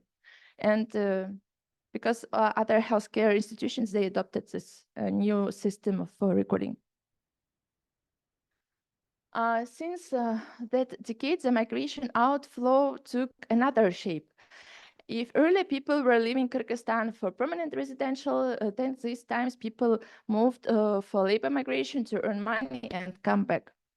Money sent by migrants to their relatives in Kyrgyzstan caused that the unemployment and poverty rates reduced. And thus, during the first 6 years of the observed decades, the value of money received as a result of labor migration was so large that it exceeded foreign investments. In 2019, almost 40% of Kyrgyz migrants were women. And migrant women work primarily in the service sector, catering, textiles, and as domestic workers. And the majority of them, they work in the informal employment sectors for more than 10 hours a day and have limited access to social protection services. So now I'm telling more about that decade. So I think that after all these things that are happening in the migration, since especially this year, it will be it should be studied more. So there will be another dynamics, I think, but this according to maybe to 2020. So women from Central Asia were found to be the most vulnerable group, and they endured the worst living conditions and faced major problems in terms of gaining access to medical services. But at the same time, they sent home the largest portion of their salaries in remittances. Challenges that women meet in Kyrgyzstan to create an incentive to migrate. So according to some studies, rural women, they migrate because they meet obstacles in equal access to land ownership, to financial capital, equipment, microfinance, and that they have a lower level of knowledge in agriculture, and all this limit women's productivity in agriculture. And urban women, they migrate because of better employment opportunities and higher payment for their labor abroad. But some reports, they state that rural and urban women, they try to escape from gendered vulnerabilities at home, including forced marriages, kidnapping, domestic violence. And but the main reasons of coming back were pressure from family to return, job loss, COVID restrictions, and its impact on local economy. Some studies, they mentioned that psychological stress and health issues are the main difficulties experienced by returning migrants, especially that this matters women as communities characterize unmarried female migrants as less attractive candidates for marriage.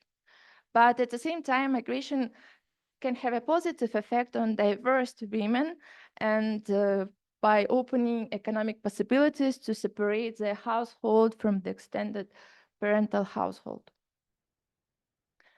So now we are switching to the next decade, to the third one, and modern era, digital technologies.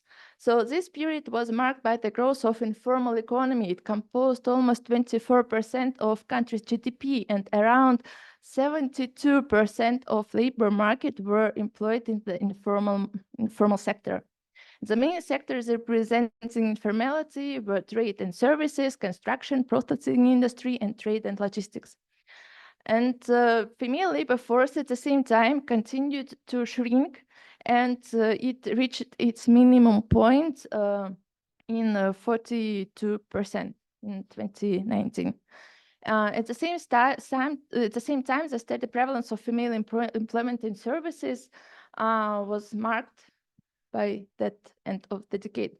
And as you can see from the graph, the ratio of women's wages in relation to men's, with some fluctuations in different years, it's equal to 75%. It means that for the same work that women do, for the same work that men and women do, the women will get 25% less.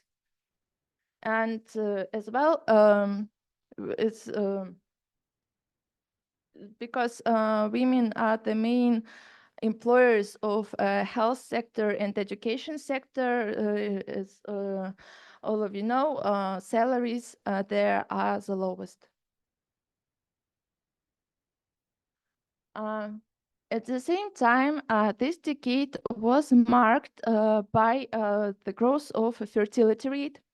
And the phenomena was marked by the situation that urban areas, they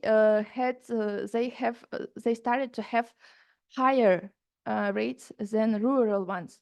So traditionally in rural areas, women give more birth because they are getting married earlier, and because of traditional mentality. But in urban areas, women, they giving birth later because they decide, like, they devote themselves more to career, to professional growth. But according to some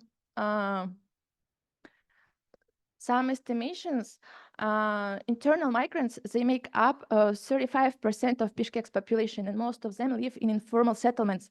And that's why from some period of, from some years, urban fertility rate became higher than rural one.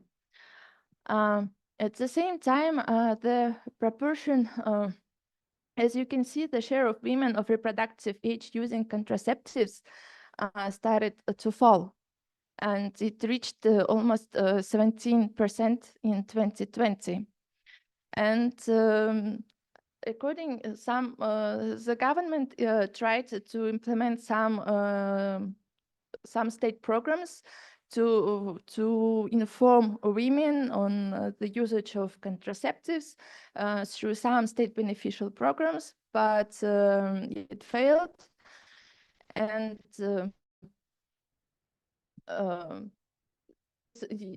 as well, the proportion of births with inter-pregnancy interval of less than 2 years was more than 32%. So the gap between births of children is very low in Kyrgyzstan.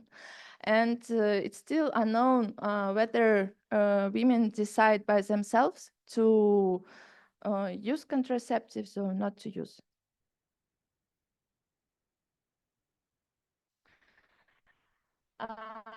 Since 2016, women in Kyrgyzstan started utilizing digital tools for promoting selling clothes, toys for children, and other household and motherhood accessories imported from China, Turkey, Russia.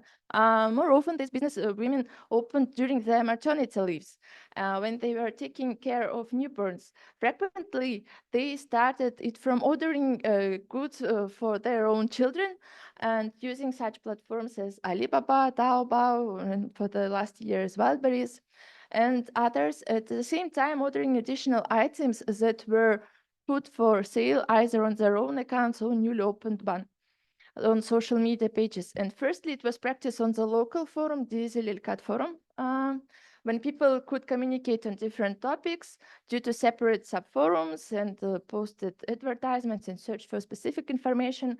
And after that, when Instagram, Facebook, TikTok, big platforms gained popularity among local citizens, especially in urban areas, advertisement on sales of goods moved there. By 2020, the audience of the social network Instagram in Kyrgyzstan has exceeded 2 million people, and of them, 48% were female users. So thus, some women were able to develop their online shops and open full-fledged stores, as working on themselves allows women to devote their time to combine all their roles: mothers, wives, daughters-in-laws, and businesswomen. But by 2019, the share of female individual entrepreneurs reached 35%, growing by 2 points only since 2010. The small growth is conditioned by the situation that few owners of online shops registered their businesses officially. And the development of digital era boosted during the COVID-19, and I will tell more this about during my field trip results.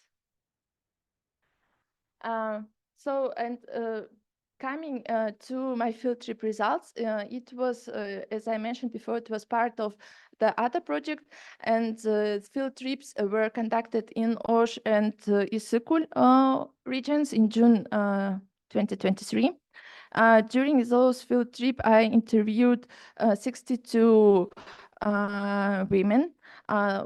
All of them, they were either entrepreneurs or active women or experts who are working with women, local authorities. And in Osh region, there were Alay and Chonalay regions, and in Issyk-Kul, they were southern shores of Issyk-Kul, and mostly of them, they were engaged in agricultural activities or tourism. And so this is the intersection of all the findings that I discovered as in literature, as was approved, like not approved, that was confirmed during my field trip. So they show the dynamics. Almost all women with whom I talked, they mentioned about the growth of gender-based violence during the lockdown, during the COVID times. And these women were exposed to violence by themselves or their relatives or friends. As well, all women mentioned about the household chores burden and the difficulties of online schooling that was on women as well. And but at the same time, they told about the role of COVID from the positive perspective. Besides that women, they found new markets, like new businesses as lunch boxes or catering. Some women, they found opportunity in opening their businesses in social media. So before the COVID, usually rural women, they were so the main participants of many educational trainings on agriculture that many international organizations conducted, they were men, because all of them, they were in the offline mode. And women, they couldn't join those sessions because they had to deal with a lot of things. They had to ask permission from their husbands, from their parents-in-law, and they had to deal with whom to leave their kids for that to visit those trainings and to get knowledge. And the beneficiaries of those educational programs were men. But when everything switched to the online mode, women started joining those trainings, those sessions, and they learned about how to grow vegetables and fruits, which fertilizers are better to use, which seeds can be used, how to sell their products, and which digital tools they can use for this one. And after getting all this knowledge, women started implementing them. And before the COVID, men were like intermediaries between women and market. But after that, women started making earning their own money without intermediary in terms of in the face of their husbands. And so they started growing fruits, vegetables, making some food stuff and selling it on Instagram, making their social page and Instagram, TikTok, and Lalafo. As well, some women in rural areas, they started getting new digital skills like social media marketing and copywriting. Some of them, they moved to this sector, and they mentioned that now they understand how to earn money from home, and luckily now they do not have to think about going for labor migration, because they can earn money by themselves from home, and that the salary or the profit that they will get, it depends on themselves, because now they can get clients from and so owners of guest houses sector, they started using like digital tourism product promotion by learning how to sell their services on Booking, on TripAdvisor, how to promote their own products. As well, women started participate actively in online educational programs and to learn about the acceleration programs and how to open business and how to make startup. And now they have the tool where they can get the necessary knowledge. And as well, what was interesting is that many some people from rural areas, they mentioned that thanks to digital technologies, they know that to whom to apply for psychological services and from other areas. So because in communities, women do not want to others to know about the problems that they have with their husbands, and they need support, psychological support from the other regions or from the other maybe countries, but Kyrgyz speaking. And it was in high demand last year. So the evolution of women's role in Kyrgyzstan is, I mentioned, from 1990 to 2024, reflects a complex interplay of historical, social, and economic factors, and the transformation of family structures and everything that I mentioned, we can see the big progress that women have by now, but at the same time, with some progress in certain areas, women still have a lot of difficulties and challenges to deal with. And thank you for your attention.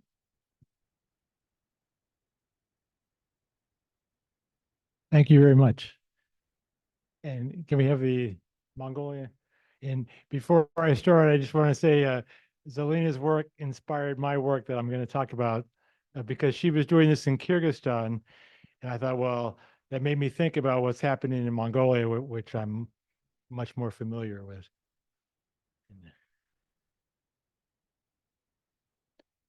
So my work is part of the post-pandemic societies in Asia with these women and Buho there and Kemil and other people that might be at the conference. So women in herding societies, directions from Mongolia, and we'll see a little different approach as I concentrate on herder women, women in rural areas.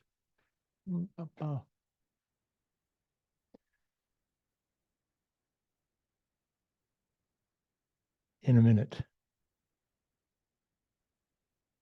Okay, so talking about women herders, pastoralists, women who work in rural areas, raising animals, raising their families like this. So we have a picture of Mongolia, two pictures from Kyrgyzstan of women in their roles, Kazakh in Western Mongolia, and to me, they look very similar. So though we talk about different countries, many of the issues are quite similar and relate to each other.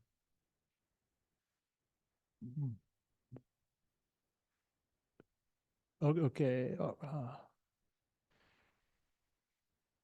right. So with pastoral women, it's about the lives they lead, their responsibilities for family, for children, taking care of the home, but also they have to deal with animals, the milking, the climate. Buho mentioned earlier today the extreme weather events that they face, social pressure. Elina mentioned this about the culture, the role of women. We haven't mentioned religion, but Islam here in Central Asia, Buddhism in Mongolia also has impact on women's lives. Then there's the normal things like money, education for the children, equality, and particularly this issue of the role of women and their equality was something that I wanted to try and capture in Mongolia. So when we talk about herding, we know many things about animals, about climate, economics, but what about some other challenges that go beyond land degradation or education or settlement? Well, things more like policy, fencing, these new issues that we're finding in rural areas.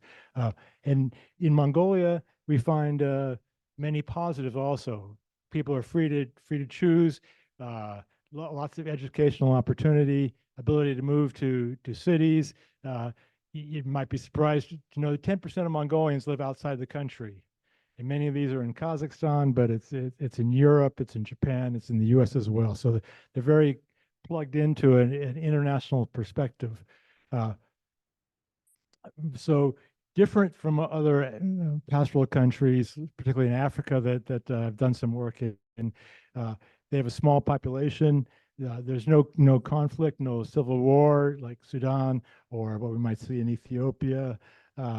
They're a democracy. They had an election this summer.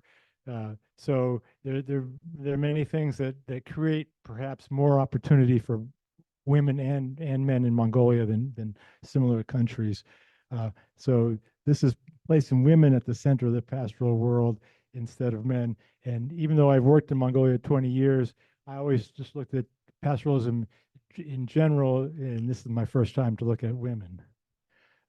So in Mongolia, sometimes women are presented as milkers, mothers, and managers, and less often as decision makers, organizers, business people, and certainly with their children, educators. So men are the titular heads, but what about a woman's lifetime contribution? So this is a picture of a typical herder woman with milk, making the milk in her ger or yurt. When we talk about herders, I notice usually in Mongolia, they only think about Mongolia, or maybe China, or here they think about Central Asia. But we have all these other regions, India, Pakistan, Middle East, of course, East Africa, Southern Africa, West and North Africa, Spain, Portugal, Italy have some pastoralists. Even the Sami reindeer herders in Scandinavia and the Andes in South America. And so today I'm just taking us over to Mongolia, which is really, it's only like 50 kilometers from Kazakhstan to Western Mongolia. So it's really very near. It's just geopolitics that separates all these groups. So we set up a study with 2 women researchers from University of Mongolia to look at the lives and roles of herder women in 2 Western provinces. We did this last year, so it's very topical, very recent. And what we wanted to look at is a woman's life, but not as a Mongol queen or a martyr or a mother that they're usually symbolized as. So we want to know about their perspective on responsibilities, transitions within pastoralism, gender issues, which is not often talked about, livelihoods. What are they like? Well, you know, what are their objectives, decision-making equality, and where's the future going to be? So here we have, I guess the map of Mongolia is hard to see, but 2 Western areas, and you can see Kyrgyzstan in proportion is quite near. This is one of our interviewers here with Mongolians. And our questions, we started with, what's your favorite part of herding? So I noticed sometimes researchers are kind of negative, so we wanted a more positive view first to see what came out. Their responsibilities about nature, their views on equality, and how they feel they are represented.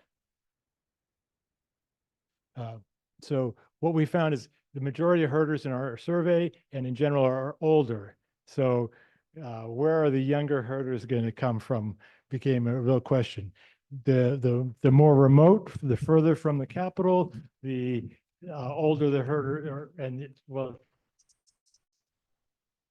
the younger the herder women were, whereas nearer where there's more opportunity, younger women often made different choices than becoming herders. About was education for themselves and their children, with older women saying they grew up during the socialist era, during the Soviet Union, and they didn't have any other choices besides being herders, whereas younger women view they have much more ability to choose. And this is a common comment was, when girls leave for town, they don't come back. So that Quick became question, please. What's the sample size? 23. So here we have the majority were over 50, and the youngest was 36. That's what we find in Mongolia today. So we weren't surprised by finding this. They mentioned the hard work for herding, just that it's a very difficult job for men and women. That some comments like daughter loves nature, she wants to herd, or even parents want children to get educated. And there's this pressure more for daughters to be educated than for sons. They found, happily for me, they found a lot of satisfaction in their life. The value of a nomadic life, of living within nature. And though they know what cities are like, they can go to the capital, they appreciate the environment and the maybe the simpler lifestyle of being in the countryside. But they say it's hard work, up at 5 a.m. in spring for their milking, taking care of the animals, and that there's always the next challenge, whether it's this extreme winter or mice or physical factors or the social challenges. Older women identify the husband as a decision maker. Younger women sense there's more equality, and they think they have a part in decision making. Elder women express that men do outside work, women do the inside work, and the decisions that based from that. In surveys in Mongolia have found that women on average do 2 hours more work in the household per day than men. So they do have a burden that's been documented. Making dairy products, this might look familiar to some parts in Kyrgyzstan or Kazakhstan. Their role in society, they say business and politics is not for women. No one represents us. And so that's their perspective from their role in the countryside. So that leaves it to men. Herder women not appreciated. Politicians do not try and understand. Of course, most of the politicians are men, so it reinforces that view. Also, that herds women are too busy to work for better conditions. And there have been some events sponsored by the government to make herder women collectives, but the women don't have time to leave their herding to go to a town to try and participate. And they think there should be more support for the women directly, not through the husband or the family. Equality. They feel they have some rights, some positionality within herding. The younger ones expressed some equality between men and women. They certainly all felt open to express themselves. The older women said 70-30 men to women in making decisions. So we see some difference, particularly along the age. And that they felt the work was so much there often wasn't time to consider gender. So it was just herding work. And though they say outside, inside, the animal, when the husbands are gone, the women are doing the herding with the pastorals, in the outside. So really they do all the work. They're capable of all the work depending on what their situation is. We work as a team. That's quite positive, where they're both milking the horses here. Education for girls drives change. That was certainly our clearest finding across all the interviews.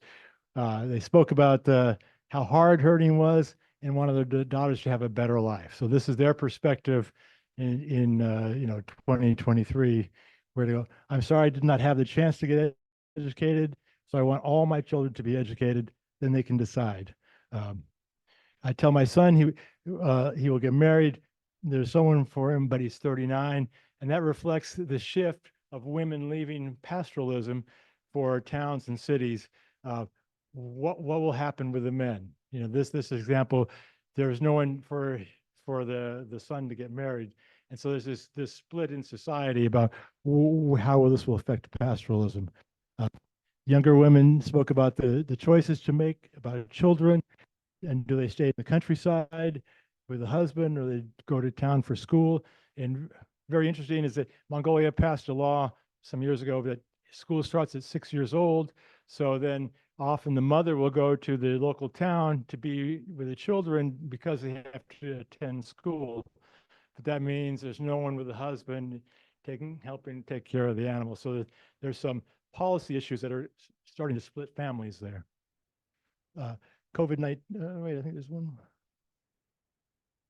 Okay, COVID-19, actually COVID-19, kind of as was mentioned earlier, did not have much impact on the rural women. Their lives carried on. Actually, they felt they were quite safe. They're by nature, pastoralists are quite isolated. Mongolia is huge, like the countries here, so there's lots of space between them. And they thought they could cure COVID with milk tea and mutton soup. So that's quite a positive view of their role during the epidemic. Nature was important to them. Nature is mother. I ask if I can take. We worship the mountain, the tea. We need to protect nature with vegetation like that. And one lady talked about singing songs to the baby animals if the mother rejects them. So there's a tight link with their environment, with their livelihood, with their animals that's very positive, and I say maybe somewhat unique to Mongolians. Environment, they talk about climate change. They talk about having more livestock, as was mentioned earlier today, and that's for economic reasons. They talk about weather changes, summer's getting colder. When it's time to move and migrate every year, the husband decides, the women prepare. So again, that's a different gender role there. And we found in the Western region that was more traditional, families moved more often, and they moved much further. So what we see is the closer you are to the capital, to cities or towns, then that has more impact on how herding is practiced. Finances, the women actually mostly controlled household finances, and the younger would split income equally to meet men's and women's needs.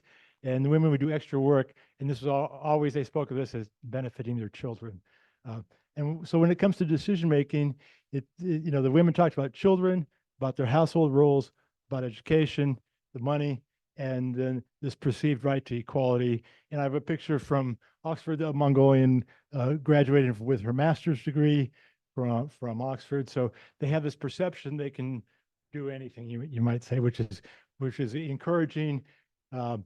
But then we have to ask, what are the future challenges? We know about climate change. We know about economics, social change. But the question becomes, where will herder women come from? What about the ideas of marriage, mothers, milkers, managers? Is that still relevant? Has this changed? And if we think of a Kyrgyz or a Kazakh or a Mongolian herders, I wonder, without women, what will the men do? And my own guess is that they too will follow the women to town, because without a woman, can they have the traditional or the customary herding life? And also the labor, the women produce very important labor, the household, the animals, the milking, like that. So I think that's our big challenge. And here in Kyrgyzstan, we had the World Nomad Games. In it, we really, we have this great imagination of herding, the beauty of it, the natural environment. But the reality of it is that it's very hard work. And the women's roles, I think, will really shape the future of pastoralism. And I want to end with one example. So in 2006, I was doing research in Mongolia, and I visited this yurt with this little girl on the horseback. And then this April, she sends me an email and says, but 2 years ago, almost 20 years ago, you visited our house, and I guess I left a business card or something. And she said, I wanted to write to you to say that I've been to university, I've got a degree, I speak English. And then this summer, she won an award to go to Switzerland for a 2-week course at the University of Bern, Switzerland. And now she's, as we speak, she's doing a master's degree in Taiwan. So she's a great example of the ability and the motivation that herder women in Mongolia have. And we know, we've asked, I asked her about this. Of course, she has no plans to go back to be a herder wife or a herder context. She likes to visit, but her world is elsewhere. Her world is international. And maybe you'll see her at Life in Kyrgyzstan some years in the future. So thank you very much. And in our few minutes, do we have questions for the panelists? Can I start with you? Okay. So thanks for the interesting presentation. It was really eye-opening. I didn't have much context about that part of the world. So I guess the society is quite isolated. You said even COVID couldn't affect much. I guess there is no internet and channel TV, etc. There's lots of internet. There is lots of internet. So my question is already answered then. You said that elder women have more patriarchal prefer equality. I was wondering about this divergence of opinions. So where does it come from? I guess it's internet, right? No, I think since the switch to democracy in 1990, they've had a much more ability and engagement in Mongolia in the rural areas as well. And there's been no firm border between rural and urban. And Mongolia has the highest Facebook use in Asia, apparently, per capita. So now they're very well informed so that they know about other countries, what's happening. I think it's more the older women were raised in a different era when there were no other possibilities. And they were less educated, usually went to school for 4 years or 8 years. Or younger women, not only do they read about it on the internet or talk to people, they have many examples in their communities. So it's a well-beaten path, you might say. Women are smarter, they're perceived as smarter, or at least they work harder and they're able to go do well in education. So. Okay, I see. Thanks.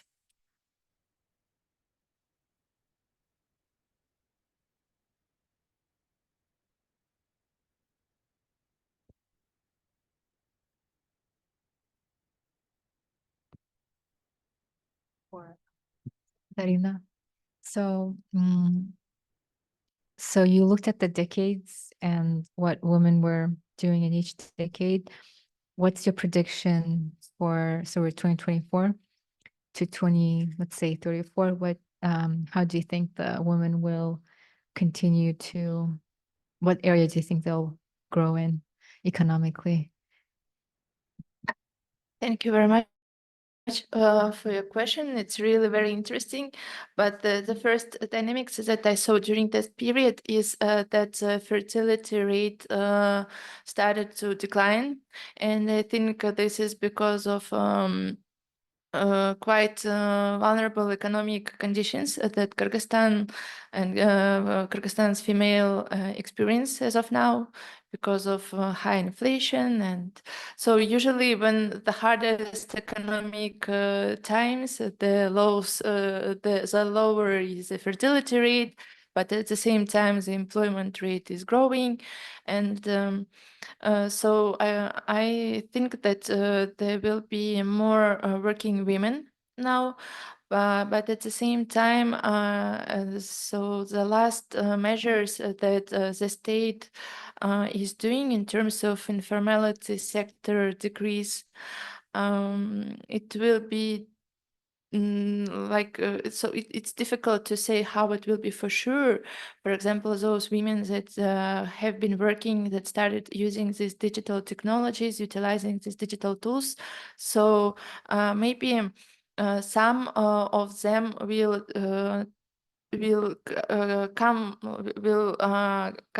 come out from this informal sector, and they will start doing this all officially, but maybe they will stop doing their business and their activities. But I think that there will be more working women in some areas, but less. Because it's so interesting. When I had this field trip in the southern regions, those women those communities where women were under who had to ask for permission from their relatives when they tried to earn money, they had like the second breath. So they started doing more and more things, and their families, especially their husbands and their parents-in-law, they didn't believe in them until those women started bring some money to the family. And after that, parents-in-law especially, they did, okay, so you can earn money, so you are not doing just some silly things, so you are using your phone, just not scrolling, but like you are doing something that brings money. Okay, maybe I will sit with our children, with our grandchildren, and while you will go. So more now, some in more traditional areas, women, as if they have more possibilities, and they earn those possibilities by very, very little steps. But at the same time, those areas, like especially Nisukul, which are traditionally supposed to be like more, where women are more active, more like proactive, as if they are starting to earn or to work less, or they have big pressure from their husbands and parents-in-law. So some opposite things are happening now.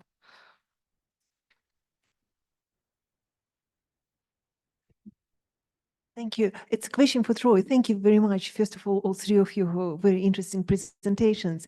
I know that you don't have a crystal ball, but what are your predictions for herding in Mongolia generally? Because you showed one side of the story. Is it sort of decreasing? That's What is the future of herding in in Mongolia generally? What do you think? Okay, What will happen? Actually, the numbers of animals has increased greatly over the last decade. So it's over 70 million. But how they will be heard is different because there's leave, or if men leave, people are having larger herds. But the one factor is the government wants to have a more Western industrialized mining thing, but the landscape doesn't really lend itself. They don't have all the supply, the forage that they would have in the US or Europe, something like that. So the model may not fit Mongolia very well. So what we see is they're milking less, so there's less IRAG, which they sell. They're not off taking as many animals, so when there's a disaster, the animals are weaker. They don't move as much because there's lack of labor. So I think we'll see a shakeout where there's probably too many animals now and we'll have probably a smaller number, hopefully of better quality, so there's similar income, but I don't really think that will happen. It's not likely. So I think we'll see more, especially near towns, more fencing, more roads, things like that restrict it. Mining also restricts it. The key thing is that it provides over 12% of the jobs in Mongolia. So there's not an alternative really. So I think it'll have some rocky experiences, and we'll see larger herders and poorer herders, and some that are able to hire herders to do the herding for them. So I think it'll become more unequal. One more sort of a bizarre question. They don't have any economic migrants like from other countries who would come and sort of get the job, because it is obviously market there. I've talked about it with Mongolians, and the most natural would be that there are many Chinese who could come and work in the area, but socially and politically that doesn't work, because Mongolia is resistant to immigrants, especially they fear China as a country. So that's unlikely to happen. Maybe the Middle East model, where they bring Bangladeshis and Pakistanis for $200 a month. Mongolians could afford that, but they haven't reached that point yet of realizing that, or being that plugged into the world. They don't look toward the Middle East or South Asia. They look toward China, Korea, Japan, then US and Europe. So it's interesting. It'll carry on, but I don't know if that'll carry on in the same form. Jake, go ahead.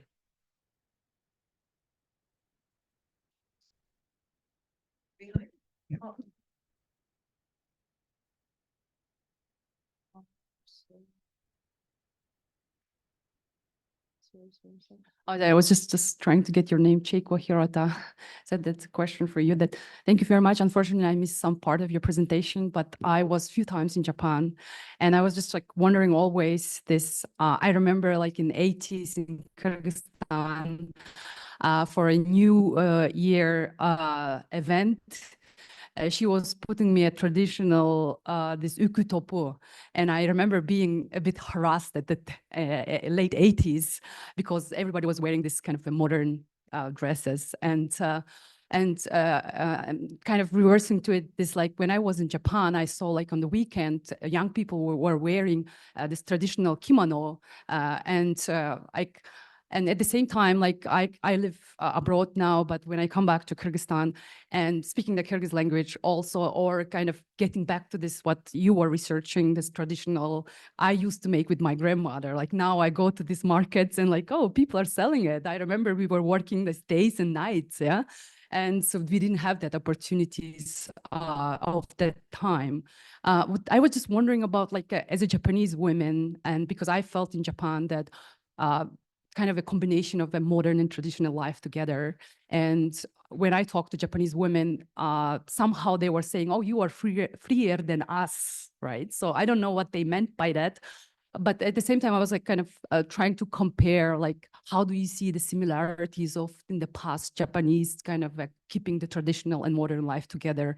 Are there any similarities, or how do you see like as a Japanese woman coming from kind of economically quite developed country, because sometimes like we have been considered like in 90s like a nationalist if you want to speak Kyrgyz, or we want to use our national ornaments, right? So I always I was very much impressed with my visit in Japan, but I kind of try to find what will be our future in Central Asia. Do you see any similarities that will be like Japan today, or do you see something else? Thank you for your question, but it's a little, how to say, unexpected question. That's why it's a little difficult to, how to say, respond so quickly. But well, that yes, like as you said, in Japan also have something like traditional and modern is mixed. How to say, keep some culture, keep their own culture with how to say, mixed traditional and modern. And then yeah, for example, like kimono, kimono is very looks very traditional, but kind of if they're also they're very expensive, you know.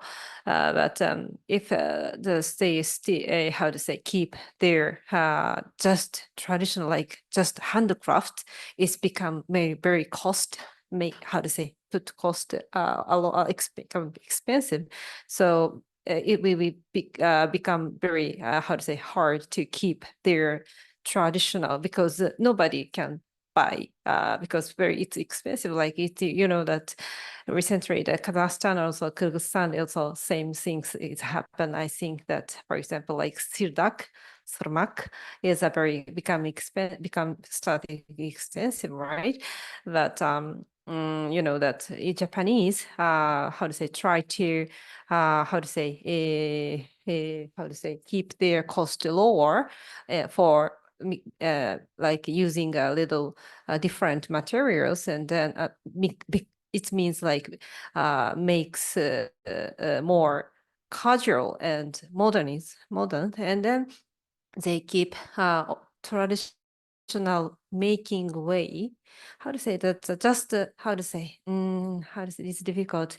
They are keeping the traditional way of making, but that materials is changing for, how to say, become reasonable price, sell reasonable price. This is a kind of tip of keeping some traditional culture in Japan, I think. I don't know, I cannot speaking well, but it's I think some ways to keep traditional and culture modern is mixed, and how to say, inherited to the future. But this is just an example I said, but yeah, sorry, I'm sorry. Yes, I also, this is kind of difficult. Yeah, the pattern is almost the same kind of, not only just how to say, traditional, but also put something to the social context or social